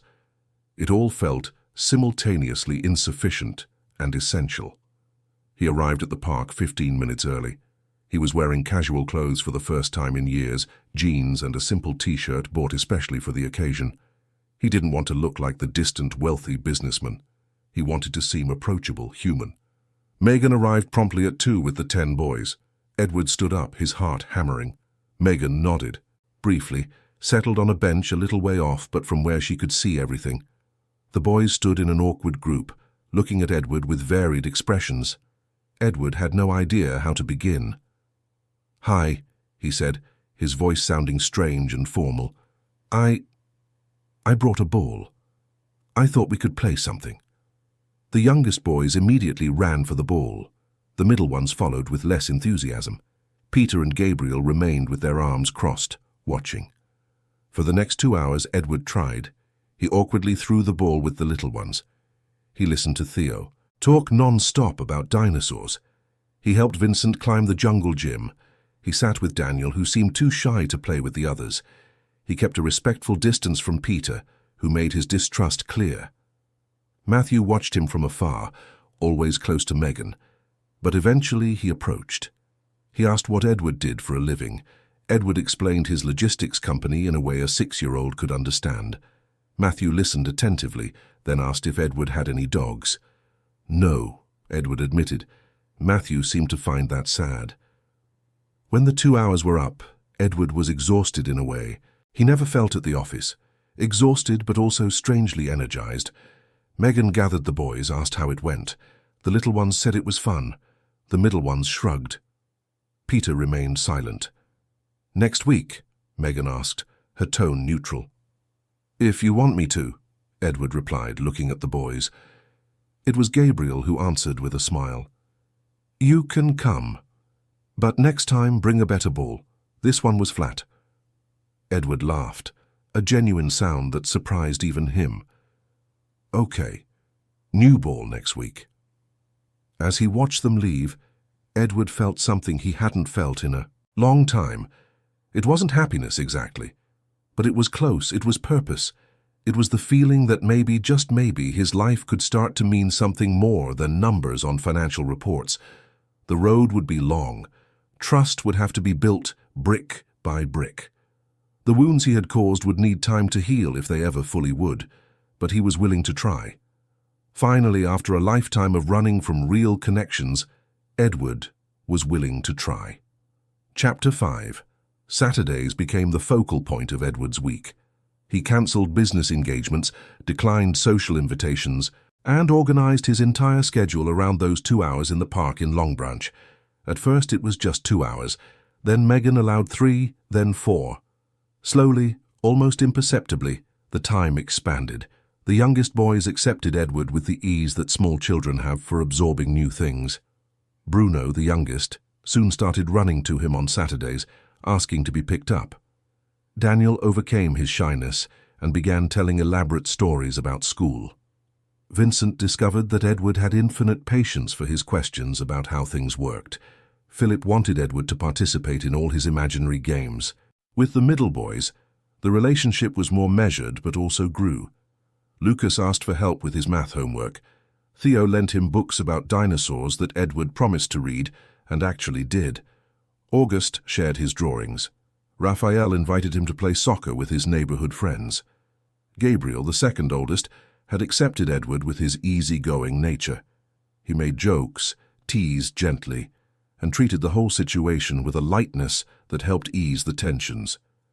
Gabriel had a gift for making everyone laugh, and Edward discovered that laughing with his sons was one of the best feelings he had ever experienced. Matthew, the adopted boy, was cautiously affectionate. He didn't call Edward Dad, just as he didn't call the others his half-brothers. To Matthew, they were all simply family, and Edward slowly was being accepted into that circle. Matthew asked about Edward's work, about what it was like to live in New York City, about the things that genuine childhood curiosity produces. But Peter remained an impenetrable fortress. The oldest boy, now 13, maintained a cold distance that painfully reminded Edward of himself. Peter was polite when necessary, answered direct questions, but never initiated conversation. When Edward tried to get closer, Peter would find reasons to move away. When Edward offered help, Peter refused. When Edward tried to join his activities, Peter would choose to do something else. Megan explained, in one of the rare conversations they had when the boys were distracted, that Peter remembered everything. He was 2 when she left the mansion, old enough to hold fragmented memories of her sadness, of the tiny apartment in Newark, of the nights Megan cried, thinking he was asleep. Peter had grown up being her main helper, the responsible older brother, the one who looked after the others, when she had to work. He had built an identity around being the family's protector, and now Edward, in Peter's view, was a threat to all of that. Edward tried to be patient. He tried not to force it. But it hurt deeply to see that boy, the boy who carried so much of him physically, be so emotionally distant. It was like looking into a mirror of the past and seeing the consequences of the choices he had made. 3 months after the meetings began, Edward made an offer. He invited Megan and the boys to spend a weekend at a beachside inn. Nothing too luxurious, just a simple place where they could have more time together, away from the worries of daily life. Megan hesitated. The idea of accepting something from Edward still made her uncomfortable. But the boys were excited, especially the little ones who had never stayed at an inn before. She accepted on the condition that she would have her own room and that Edward would only pay for the lodging. Nothing more. The weekend was revealing. Edward saw for the first time the full extent of what it meant to care for 10 children. He saw Megan waking up before the sun to organize breakfast for everyone. He saw how she negotiated conflicts between brothers with infinite patience. He saw how she managed bath times, meal times, and bedtimes with military precision. He saw how she never, not for a second, stopped being attentive to each one's needs, and he also saw his own limits. On the second day, when he tried to help Megan bathe the 3 little ones at the same time, he ended up soaked with soap in his eyes, and 2 boys running naked through the room while the third cried because the water was too cold. Megan came in, assessed the situation in half a second, and in 5 minutes, everyone was clean, dry, and dressed. Edward sat on the bathroom floor, exhausted, and Megan laughed for the first time in his presence. It was on that weekend that Edward realized the true magnitude of what Megan had done alone. It wasn't just about providing materially, although that was immense. It was about being emotionally present for 10 different people, with 10 distinct personalities, 10 sets of needs, 10 hearts that needed individual attention. It was about being everything. To everyone, all the time, without breaks, without days off, without anyone to share the burden. On the last night of the trip, after all the boys were asleep, Edward and Megan talked on the inn's porch. The sea breeze was warm, the sound of the waves creating a hypnotic rhythm. Megan held a cup of tea, looking at the dark horizon. "How did you do it?" Edward asked, breaking the silence. "All these years alone. How did you not fall apart?" Megan took a moment to answer. "There were times I almost did. Nights I cried so much I thought I wouldn't make it to the morning. But then one of them would wake up or cry or need me, and I had no choice but to be strong. You'd be surprised at the strength you find when there's no alternative." "I should have been there." Megan looked at him for the first time. "Yes, you should have, but you weren't, and we survived anyway. We're stronger for it, actually. I'm stronger. The boys learned that family isn't about obligatory blood ties. It's about choosing to stay. I'm choosing to stay now. 10 years too late." Edward nodded. There was no arguing with that fact. 10 years too late. A decade he could never get back. "But I can choose to be here for the next 10, and the 10 after that, and for all the ones to come." Megan studied him in silence. "You've changed. Not completely. I still see the man I knew in you, but there's something different, something more human." "I was broken," Edward admitted, his voice low. "My father broke me when I was a child, and I spent my life thinking that was strength, thinking that not needing anyone was power, but it was just fear. Fear of being vulnerable, fear of being rejected if I showed my true self, so I showed nothing. And now I'm learning that true courage is allowing yourself to feel. It's risking rejection. It's trying even when you know you might fail. Your sons taught me that. You taught me that." Megan turned her face away, but not before Edward saw tears in her eyes. "Don't turn me into your savior, Edward. Don't put that on me." "I'm not. I'm just acknowledging what's true." They sat in silence for long minutes, each lost in thought. Finally, Megan stood up. "I'm going to bed. The boys will be up early with a ton of energy and someone needs to be ready." Edward nodded, watching her go inside. He stayed on the porch for another hour, listening to the sea, thinking about everything that had happened in the last few months. He felt different, lighter in some ways, heavier in others. Carrying the weight of regret was painful, but it was also real. It was human. It was alive. Back to their routine, Edward began to expand his presence in the boys' lives. He started going to Long Branch not just on weekends, but also during the week when he had time. He helped with homework, especially math and science, which were his strong points. He took the boys on simple outings: ice cream in the square, walks on the boardwalk. He attended school performances, sitting next to Megan in the uncomfortable audience of the public school auditorium. It was at one of these school performances that Megan first got sick. She started coughing during the school play, where Raphael had a small but important part. At first it seemed like just a tickle in her throat, but the cough intensified. Megan hurried out of the auditorium, trying not to disturb anyone. Edward followed her. He found her in the hallway, bent over, coughing hard. When she finally managed to stop, she was pale and sweating. Edward wanted to take her to the hospital immediately, but she refused, saying it was just a cold, that she had too much work and couldn't waste time with doctors.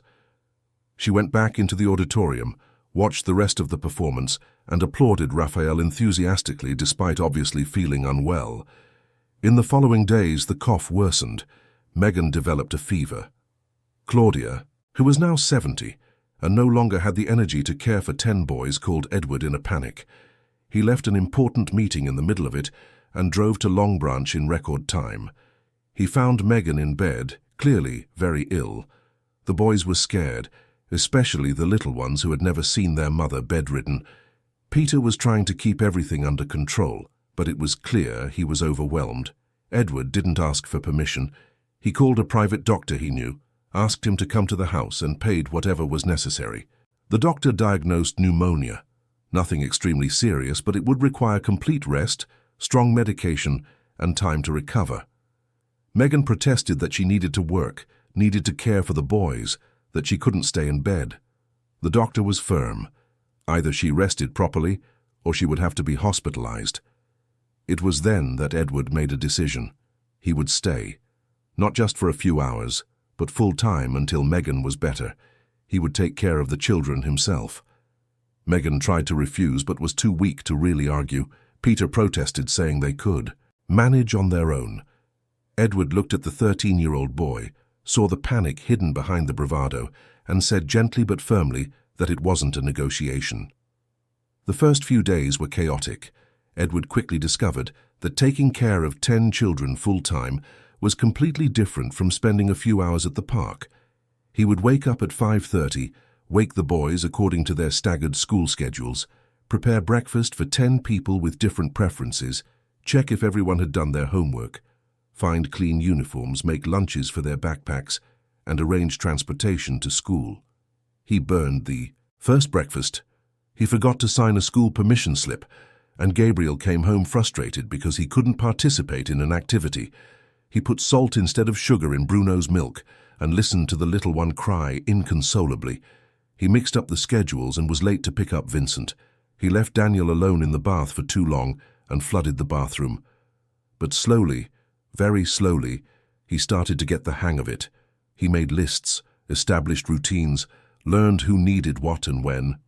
He discovered that Philip liked long hugs before bed, that Theo had nightmares and needed a light on in the room, that Lucas was a picky eater and would only eat if the foods on his plate didn't touch, that Daniel was sensitive to criticism and needed constant encouragement, that Bruno was afraid of thunder, that August hid candy under his bed, that Vincent bit his nails when he was anxious, that Raphael needed time alone after school before interacting with everyone. With Gabriel, the relationship flowed naturally. The boy's sense of humor made everything easier, always making jokes, turning disasters into reasons to laugh. When Edward completely messed up dinner and accidentally served raw pasta, Gabriel declared they were having an experimental cooking class, and they all pretended to be chefs evaluating the horrible dish. Even Edward laughed, a genuine, liberating laugh. Matthew watched everything with his characteristic seriousness. He helped when he could, translated the younger boy's needs for Edward, and explained routines Edward didn't yet know. One day, after Edward had managed to make a decent dinner and get everyone to bed on time, Matthew said simply, "You're getting better at this." It was a small compliment, but it meant the world to Edward. Peter, however, withdrew even more. He saw Edward taking on the role that had always been his, caring for his brothers, keeping everything running. And it made him furious. He started to challenge Edward on small things. He ostentatiously refused help. He made a point of doing the opposite of what Edward asked, not out of gratuitous rebellion, but as a way of asserting that Edward had no real authority there. Megan, from her bed, watched everything with anxiety. Edward would come to her room regularly to update her on the day, ask for advice, check if she needed anything. She saw the exhaustion accumulating on his face, saw the dark circles under his eyes growing, but she also saw something else. She saw him learning. She saw him genuinely trying. She saw him transforming through the fire of daily care into something closer to a real father. It was in the second week, when Megan was already improving but still needed rest, that the situation with Peter exploded. Edward had asked Peter to help tidy the rooms before going out to play soccer with his friends. Peter refused, said Edward couldn't boss him around, that he wasn't his real dad, that he had been taking care of that house for years and didn't need a stranger coming in and giving orders. Edward tried to stay calm. He explained that everyone in the house needed to help, that Megan always divided the chores among them. Peter retorted that Megan was their mother. She had the right to ask. But Edward had no right at all. The voices got louder.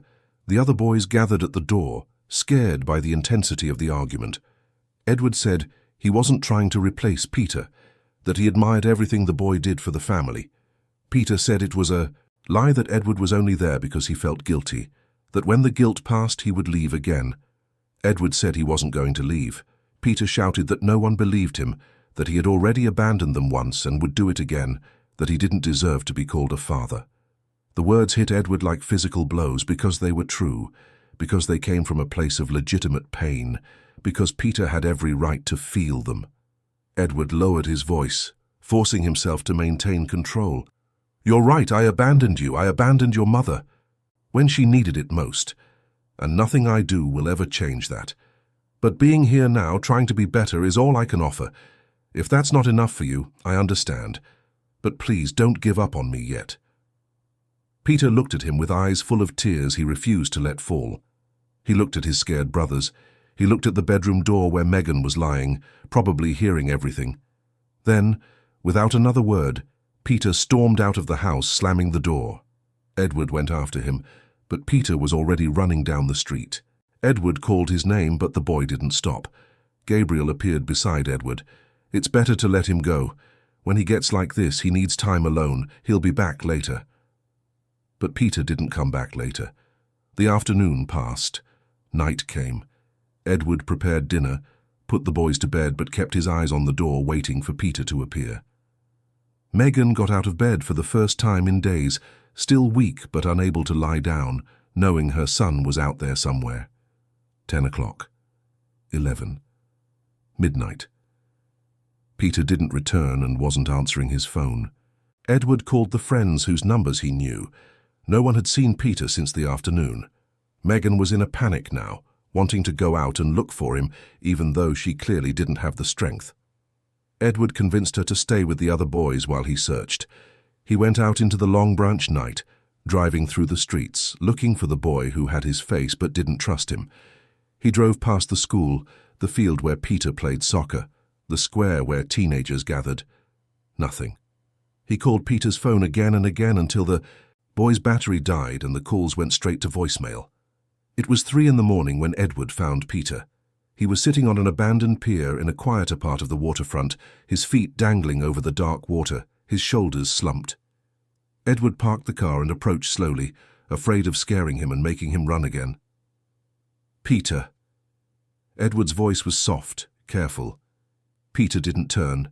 He said nothing, just kept staring at the water. Edward sat down beside him, keeping a respectful distance. "Your mother is worried, so are your brothers, and I've been terrified since you left." Peter let out a sound that could have been a laugh or a sob. "Of course, because now you care. How convenient.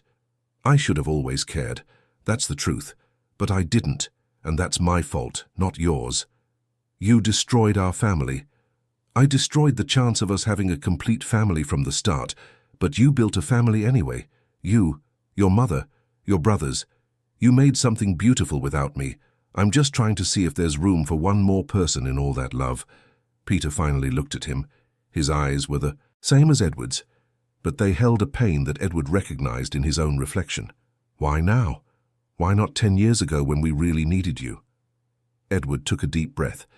Because 10 years ago, I was a coward. Because I was taught the wrong things about what it means to be a man. Because I was afraid to feel, afraid to fail, afraid to be vulnerable. But you know what? I failed anyway. I failed at what mattered most. And now, I have to carry that. Just like you have to carry the anger you feel towards me. And it's okay for you to feel it, you have that right. I don't want to be angry. Peter's voice broke. I'm tired of being angry, but I don't know how to stop. Edward felt his own tears begin to form. I don't know either. I'm learning. Maybe we can learn together. They sat in silence for long minutes. The sea lapped gently against the pier's pillars below them. The city slept around them, two strangers who shared DNA, trying to find a way to be something more than that. You're really trying, aren't you? Peter finally asked, his voice small. It's not just out of obligation or guilt. You really want to be here. More than anything I've ever wanted in my life. And I know that sounds empty coming from me. I know I need to prove it with actions, not words. But I swear, Peter, I'm trying to be the man I should have been from the beginning. Peter wiped his face with his sleeve. My mom suffered a lot because of you. I remember her crying at night. I remember us having almost nothing to eat. I remember living in bad places because it was all she could afford. You didn't see any of that. I know. And I'll carry that guilt for the rest of my life. But I can try to make sure you never have to go through that again. I can try to be present from now on. I can try to be someone you can trust, even if it takes years. Peter studied him for a long moment. Then, in a voice that trembled but was resolute, he said, I'm not going to call you Dad. Not yet. Maybe never. But I can try to let you be a part of our life. I can try not to hate you all the time. It was more than Edward deserved, and they both knew it. Thank you, he said simply. I won't waste this chance. They stood up. Peter started walking back to the car, but before opening the door, he stopped. Edward? Yes? Thanks for coming to find me. For not giving up. Edward felt something break and rebuild itself simultaneously in his chest. I will always come looking for you. All of you. Always. The ride home was silent but not uncomfortable. Megan was waiting for them in the living room, pale and trembling with relief when she saw them walk in. She hugged Peter tightly, checking if he was okay, telling him never to do that again. Peter apologized. Edward stood a little apart, giving them space for their mother-son moment. But when Megan finally let go of Peter and sent him to bed, she looked at Edward. Thank you for finding him. For bringing my son back. He's our son, Edward said, before he could stop himself. Then he quickly added, Sorry, I didn't... Megan held up a hand, interrupting him. He is our son. They all are. You're proving that. Slowly, but you are. It was almost 4 a.m. Megan went back to her room. Edward sat on the sofa, too exhausted to even climb the stairs. He fell asleep right there, and when he woke up a few hours later to the sound of the boys starting to stir for breakfast, he felt something different. It wasn't complete acceptance. It wasn't a perfect family, but it was progress. It was real. It was the beginning of something that could, eventually, feel like belonging. In the following days, as Megan regained her strength and gradually returned to her routine, there was a subtle shift in the house's dynamic. Edward was no longer a complete stranger. He wasn't exactly family in the full sense, but he was somewhere in between, an uncomfortable but also possibility-filled place. Peter kept his distance, but was no longer openly hostile. He would occasionally ask Edward for advice on school matters. Sometimes he accepted help with homework. Once, just once, as Edward was leaving to go back to New York on a Sunday night, Peter said a quiet bye, and there was something in his tone that sounded almost affectionate. The other boys had already accepted Edward completely. Bruno called him Uncle Edward, a title Edward accepted with gratitude. The others just used Edward, without titles, but with growing comfort. Matthew started to count on Edward to help him with school projects. Gabriel made jokes about having a rich businessman for a dad, telling his friends he now had corporate connections and jokingly offering to negotiate sponsorship deals for the school's soccer team. Edward would laugh and play along, discovering that humor could be as valid a form of connection as serious conversations. Megan and Edward established a careful partnership. They weren't exactly friends, but they were no longer adversaries either. They were two adults united by their love for the same boys, trying to do the best they could in a complex situation. They talked about the children, about decisions that needed to be made, about worries and hopes. It was functional, but also slowly becoming something closer to mutual respect. Edward began to contribute financially in ways that Megan allowed. He paid for school supplies. He covered medical costs. He made sure the refrigerator was always full. Megan had resisted at first, too proud to accept what might seem like charity. But Edward argued that it wasn't charity. It was responsibility. He had resources they needed. Refusing out of pride would only harm the children. Megan gradually relented, setting clear boundaries on what she would and would not accept. Edward's company began to suffer from his reduced presence. He missed meetings, arrived late for appointments, and delegated tasks he once personally controlled. Some clients complained. Some employees questioned him. Edward didn't care. For the first time in his life, something mattered more than numbers on spreadsheets and growth charts. He adjusted his schedule around the boys' school hours, Megan's needs, and the moments when his presence made a difference. A partner confronted him, saying Edward was losing focus, that the company needed him. Edward replied that his sons needed him too, and this time he was making the right choice. The partner didn't understand, but Edward didn't need him to. 3 months after Peter's runaway episode, on a sunny Saturday afternoon, something extraordinary happened. Edward was in the backyard helping the younger boys set up an inflatable pool when Matthew approached him. The boy had a serious expression, as if he were about to ask an important question. "Edward," Matthew began, hesitant. "Can I ask you something?" "Of course, always." Matthew looked at the other boys playing. "If they get to call you Dad one day when they're ready, can I too? Even though I'm not your son by blood?" Edward felt the world stop. He looked at this boy whom Megan had chosen to welcome, the one who didn't share his DNA, but whom Megan loved, as she loved the other 9. And Edward understood, with crystal clarity, what Megan had been trying to teach him all along. Family wasn't about genetics, it was about choice, it was about presence. It was about love given freely, not out of biological obligation, but out of a commitment of the heart. Edward knelt to Matthew's level. "You can call me whatever you want, whenever you're ready, and it would be an honor if you called me Dad. Because you are my son as much as the others. Blood doesn't make a family, love does." Matthew smiled, that rare smile that lit up his entire face. Then he hugged Edward suddenly, tightly. Edward hugged him back, feeling tears sting his eyes. Here was the redemption he didn't know he needed. Here was the final lesson on what it truly meant to be a father. Megan watched from the kitchen window. She said nothing when Edward came inside later, but there was something different in her gaze, something that could eventually, with time and continued care, turn into forgiveness. Chapter 6. The days had turned into weeks, and the weeks into months, since Michael reappeared in Helen's life and the lives of the 10 children he never knew he had.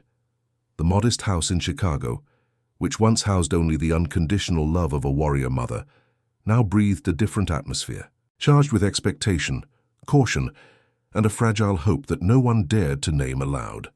The man who had destroyed the woman he loved with his calculated coldness now walked through those small rooms like someone learning to walk again, stumbling over every gesture of affection, losing his balance with every shy smile he received, falling to his knees before every tiny achievement with these children who bore his face but not his story.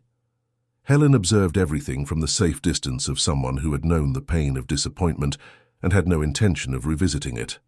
Her eyes, once, filled with silent pleas for a look that never came, now carried the serenity of someone who discovered that self-love is not selfishness, but survival. She watched Michael interact with Miles, the eldest of the 10, who kept his arms crossed and his gaze suspicious whenever his father approached. She also saw the genuine curiosity of Laura, the second, who oscillated between accepting his presence and protecting her mother from any possibility of suffering. She observed Quinn, the third, who asked questions too direct for his age, questioning where Michael had been during all those lost birthdays, feverish nights, childhood, fears and small victories that deserved to be celebrated. The twins, Peter and Paul, always inseparable, treated Michael as a temporary curiosity, something that could disappear at any moment just as it appeared, so it wasn't worth investing in emotionally. Beatrice, the sixth, drew constantly, and in one of her recent drawings she had sketched a complete family, but the man next to the mother had no defined face, just a blur of colored pencil. Raphael, the seventh, was the most outgoing, accepting Michael's presence with the ease of someone who had not yet learned to hold grudges.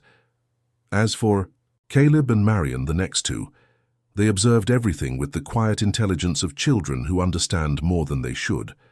And then there was Daniel, the youngest of the biological children, who at 5 years old barely remembered a time without Michael around, but felt the tension in his mother's shoulders whenever the man arrived. And finally, there was Lucas, the boy Helen had taken in 2 years earlier, when she found him alone in a city shelter, with deep eyes that seemed to carry centuries of loneliness. Lucas did not share the striking features of Michael that all the other 10 inherited, that unmistakable combination of thick eyebrows, honey-colored eyes, and the specific shape of the chin that made it impossible to deny paternity. Lucas had darker skin, curly, kinky hair, a rounded nose, and a wide smile that completely transformed his face when it blossomed. But Lucas had something none of the others had, an inexplicable ability to see beyond the masks people wore. It was Lucas who first noticed that Michael cried alone in the backyard when he thought no one was looking. It was Lucas who noticed that the man's hands trembled when he tried to comb Marion's hair. It was Lucas who saw Michael squeeze his eyes shut when Miles rejected him once again during dinner, saying he didn't need a father because his mother had always been enough. And it was Lucas who, without fear or resentment, began to build bridges where everyone else built walls. That Saturday morning, the sky over Chicago dawned with that deep blue that promises a long, hot day. Helen had woken up earlier than usual, feeling a strange weight in her chest, as if something important was about to happen, but she couldn't quite identify what. She prepared breakfast for the crowd that would soon invade the kitchen, with their overlapping voices, sudden laughter, and small fights over the last piece of buttered toast. Michael would arrive soon, as he did every weekend now, bringing fresh fruit from the market, and that tired smile of someone trying to build something from scratch without the proper tools. When Michael arrived that morning, however, Helen noticed something was different. He carried a folder of documents under his arm, and his eyes had the heavy determination of someone who had spent the entire night awake, reaching painful conclusions. He greeted her with the respectful reverence he had adopted in recent months, never getting too close, always maintaining the distance she had established as a condition for allowing him to meet his children. The children gradually arrived, each with their own particular level of enthusiasm or indifference to his presence. After breakfast, when the house exploded into that organized weekend mess, with children running between rooms and laughter echoing off the walls, Michael asked to speak with Helen in private.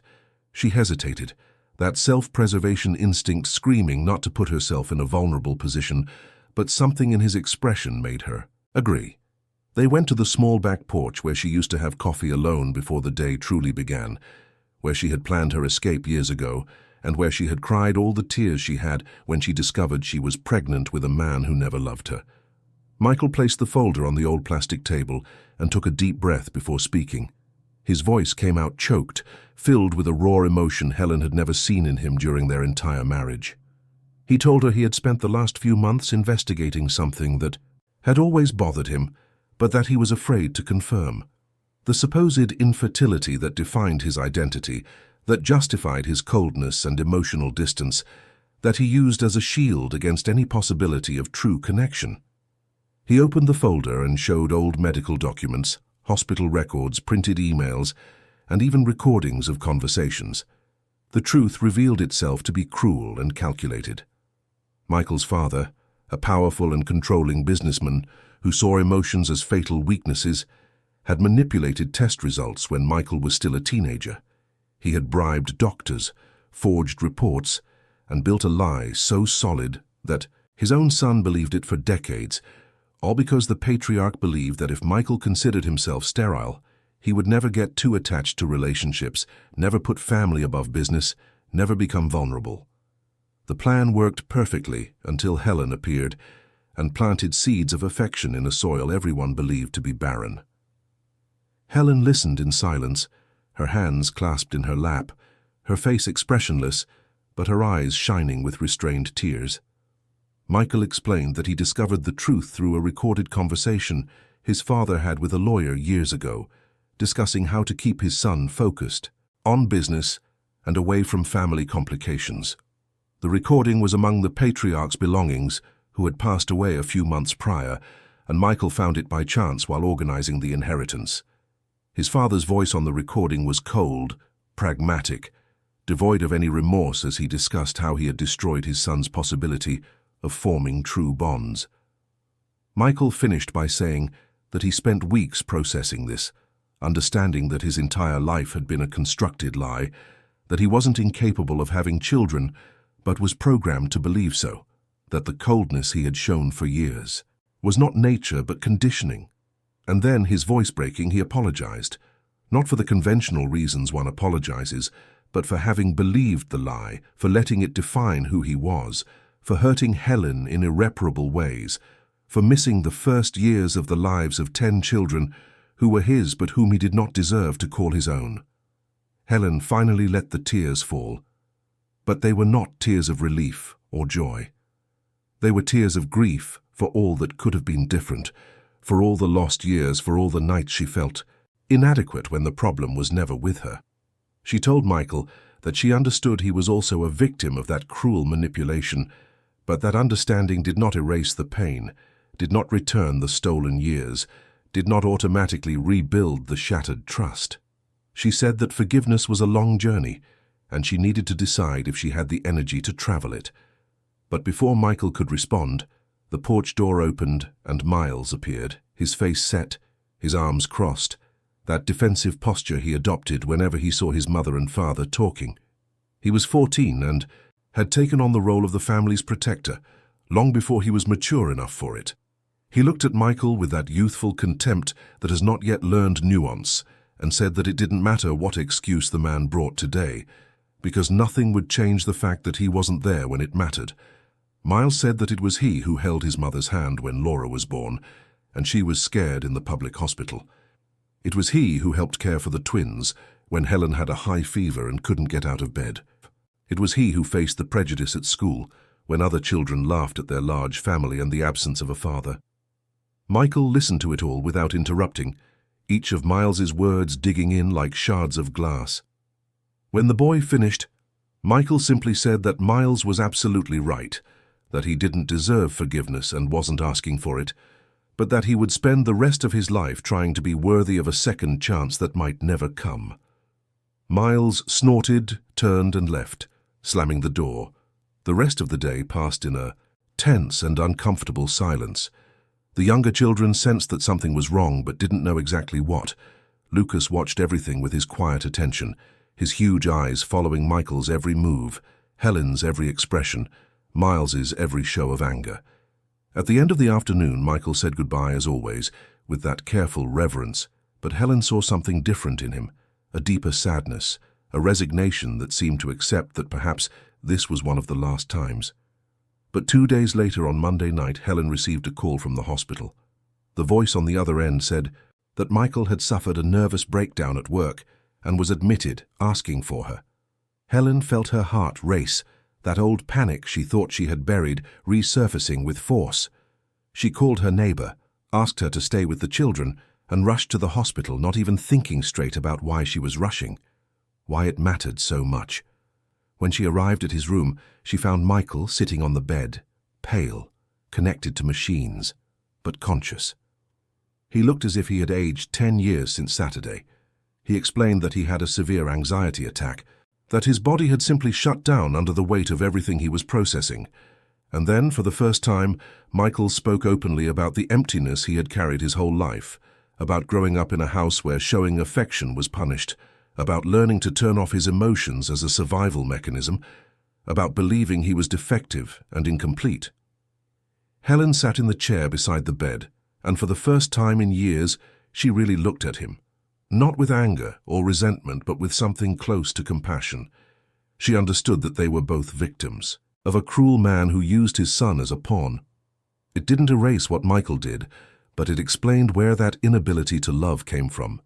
And Helen realized she had to decide if she wanted to continue carrying the weight of the past, or if she was ready to allow something new to grow from the ashes of what was destroyed.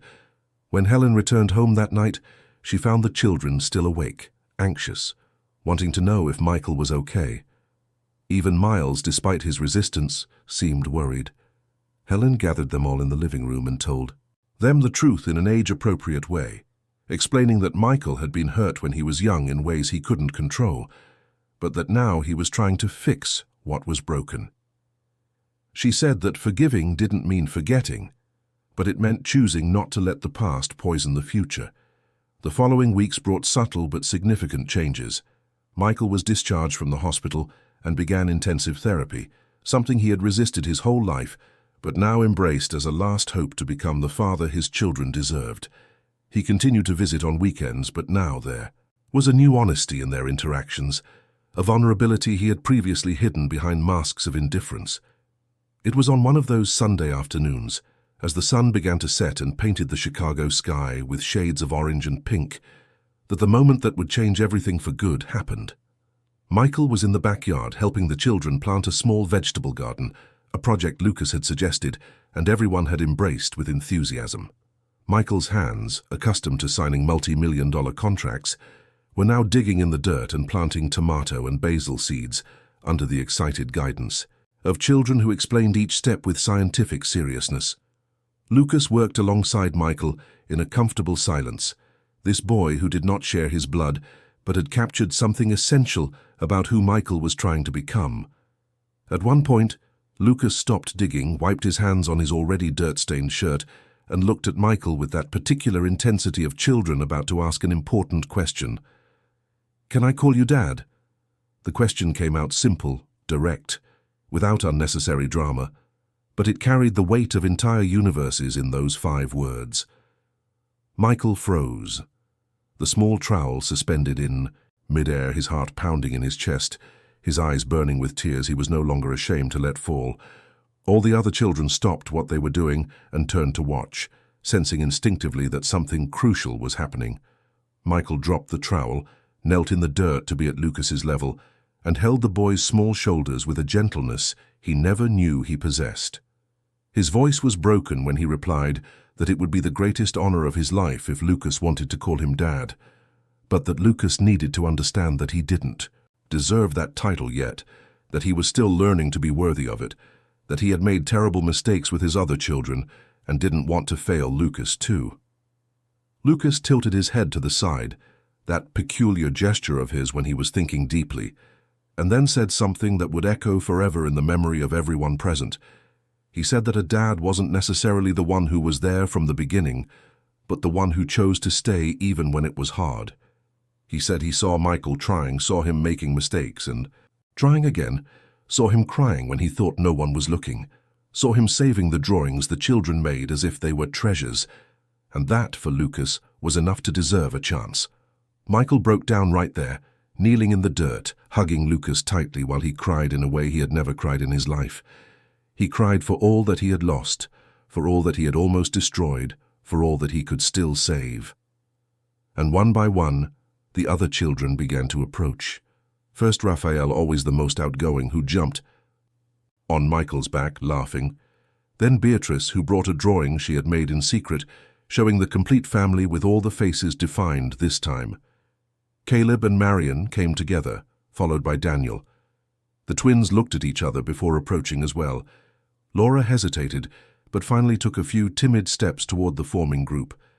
Only Miles remained distant, watching from the porch with his arms crossed, and an expression that mixed anger, sadness, and something that could have been envy for not being able to allow himself that surrender. Helen, who was watching everything from the kitchen window, felt her heart break and mend simultaneously.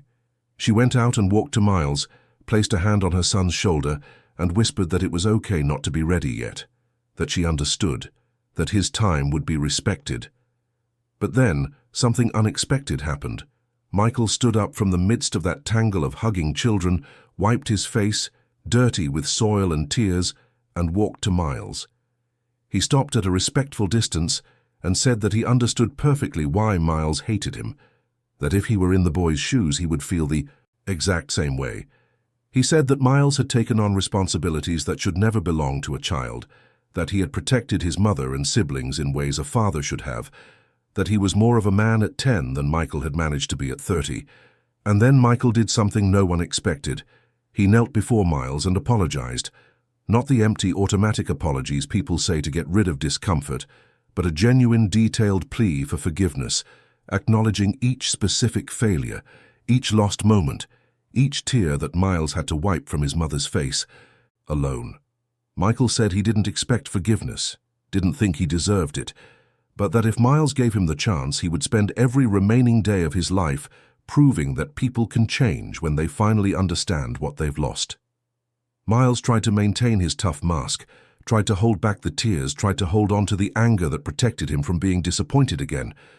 But when Michael finished, when the heavy silence settled between them, something inside the boy broke. Miles broke down too, 14 years of premature responsibility, of stored-up fear, of held-back tears, finally, finding release. And Michael hugged him, letting the boy punch his chest in anger, scream everything he needed to scream, cry everything he needed to cry. Helen watched the two of them there, embracing and broken, and realized that this was the real turning point. It wasn't when Michael discovered the truth about his supposed infertility. It wasn't when he collapsed from emotional exhaustion. It was there, in that simple backyard in Chicago, with dirt under their fingernails and the sun setting, that the family truly began to form. In the months that followed, the transformation continued in layers. Michael sold the empty mansion where he had lived alone and bought a larger house near Helen, not to invade her space but to be available when they needed him. He drastically reduced his workload, something unthinkable for the man he used to be, and began to actively participate in the chaotic routine of 10 children. He learned to braid Beatrice's and Marion's hair, even failing miserably in the first 50 attempts. He memorized each child's food preferences. He attended every school meeting, every performance, every soccer game. He and Miles built a new relationship, not based on denying the past, but on acknowledging it. Michael never tried to assume an authority he hadn't earned, always consulting Helen about decisions, always respecting the boundaries that Miles set, which softened over time. There were relapses, moments when the old coldness tried to return as a defensive reflex, but Michael learned to identify and fight it. Lucas became a kind of emotional anchor for Michael, a constant reminder that family is not about genetics, but about daily choice. The boy called Michael Dad naturally now, and every time he heard that word, Michael felt the weight of the responsibility and privilege it represented. Helen observed everything with a mixture of caution and hope. She did not rush to forgive completely, or to forget the scars she carried, but she began to let Michael get to know the woman she had become, not the insecure girl he had despised years ago. They talked for long hours after the children were asleep, slowly rebuilding a connection that never really existed in their marriage, but that might flourish now that they were both different people. Michael did not try to win her back with grand romantic gestures or empty declarations. Instead, he showed up consistently, helped with household chores without being asked, listened when she needed to vent, and respected when she needed space. He understood that if Helen ever decided to give him a true second chance, it would be because he had proven over years, not months, that the change was real and permanent. And slowly, imperceptibly, Helen began to feel something she hadn't felt in a long time. It was no longer that desperate, one-sided love that had consumed her during their marriage, that need to be seen and validated by someone who refused to look. It was something more mature, more solid, built on mutual respect and shared vulnerability. It was the possibility that two deeply imperfect people could create something beautiful together if they chose, day after day, to be better than they were the day before. One December evening, as everyone prepared for the holidays, the entire family gathered at Helen's house to decorate the Christmas tree. The small house could barely accommodate 11 children plus 2 adults, but no one complained about the squeeze. Michael was on the floor setting up the nativity scene with Lucas and Daniel, while Helen supervised the older ones hanging ornaments on the branches. The house smelled of cinnamon and mulled wine warming on the stove. Laughter echoed between walls that had once known only loneliness and struggle. At one point, Helen looked around and saw what she had fought for so long. It wasn't the perfect family she had imagined when she was young and naive. It was better. It was real. It was earned. Every person in that room carried scars, but also carried the strength that comes from surviving and choosing to continue. Michael noticed Helen looking, and their eyes met across the jumble of children and ornaments. He didn't smile, just inclined his head in silent acknowledgement. They were still writing this story, still discovering what the ending would be. But for the first time, Helen believed that maybe, just maybe, that ending could be a happy one. Not in the easy, romantic way that fairy tales promise, but in the hard, honest way that real life demands. The kind of happiness that is built brick by brick, day by day, with hands that bleed but keep working. The kind of love that does not deny the wounds, but chooses to heal them together. Lucas hung the star on top of the tree with the help of Miles, who lifted him onto his shoulders. Michael photographed the moment, saving another precious memory in a heart that had learned too late the value of what it had almost destroyed. And that night, when the children finally fell asleep scattered around the living room after eating too much French toast, Helen and Michael sat on the porch under the starry Chicago sky. He did not ask for forgiveness again because he knew that debt would never be fully paid. Instead, he took her hand carefully, as one holds something infinitely fragile, and whispered a thank you for her being strong enough to survive without him, because if she hadn't been, those 10 extraordinary children would not exist. Helen squeezed his hand back, not in a promise of a romantic future, but in recognition that they had both survived the worst and were trying to build something better. And there under the stars, surrounded by the soft sounds of sleeping, dreaming children, 2 wounded hearts finally began to beat in the same rhythm, not erasing the past but transcending it. Because in the end they discovered that family is not about getting it right from the start, but about keep trying until mistakes turn into lessons and lessons into wisdom. And that true love, the kind that really matters, is not the one that is born easy and dies fast, but the one that fights, bleeds, rebuilds itself, and chooses every day to remain.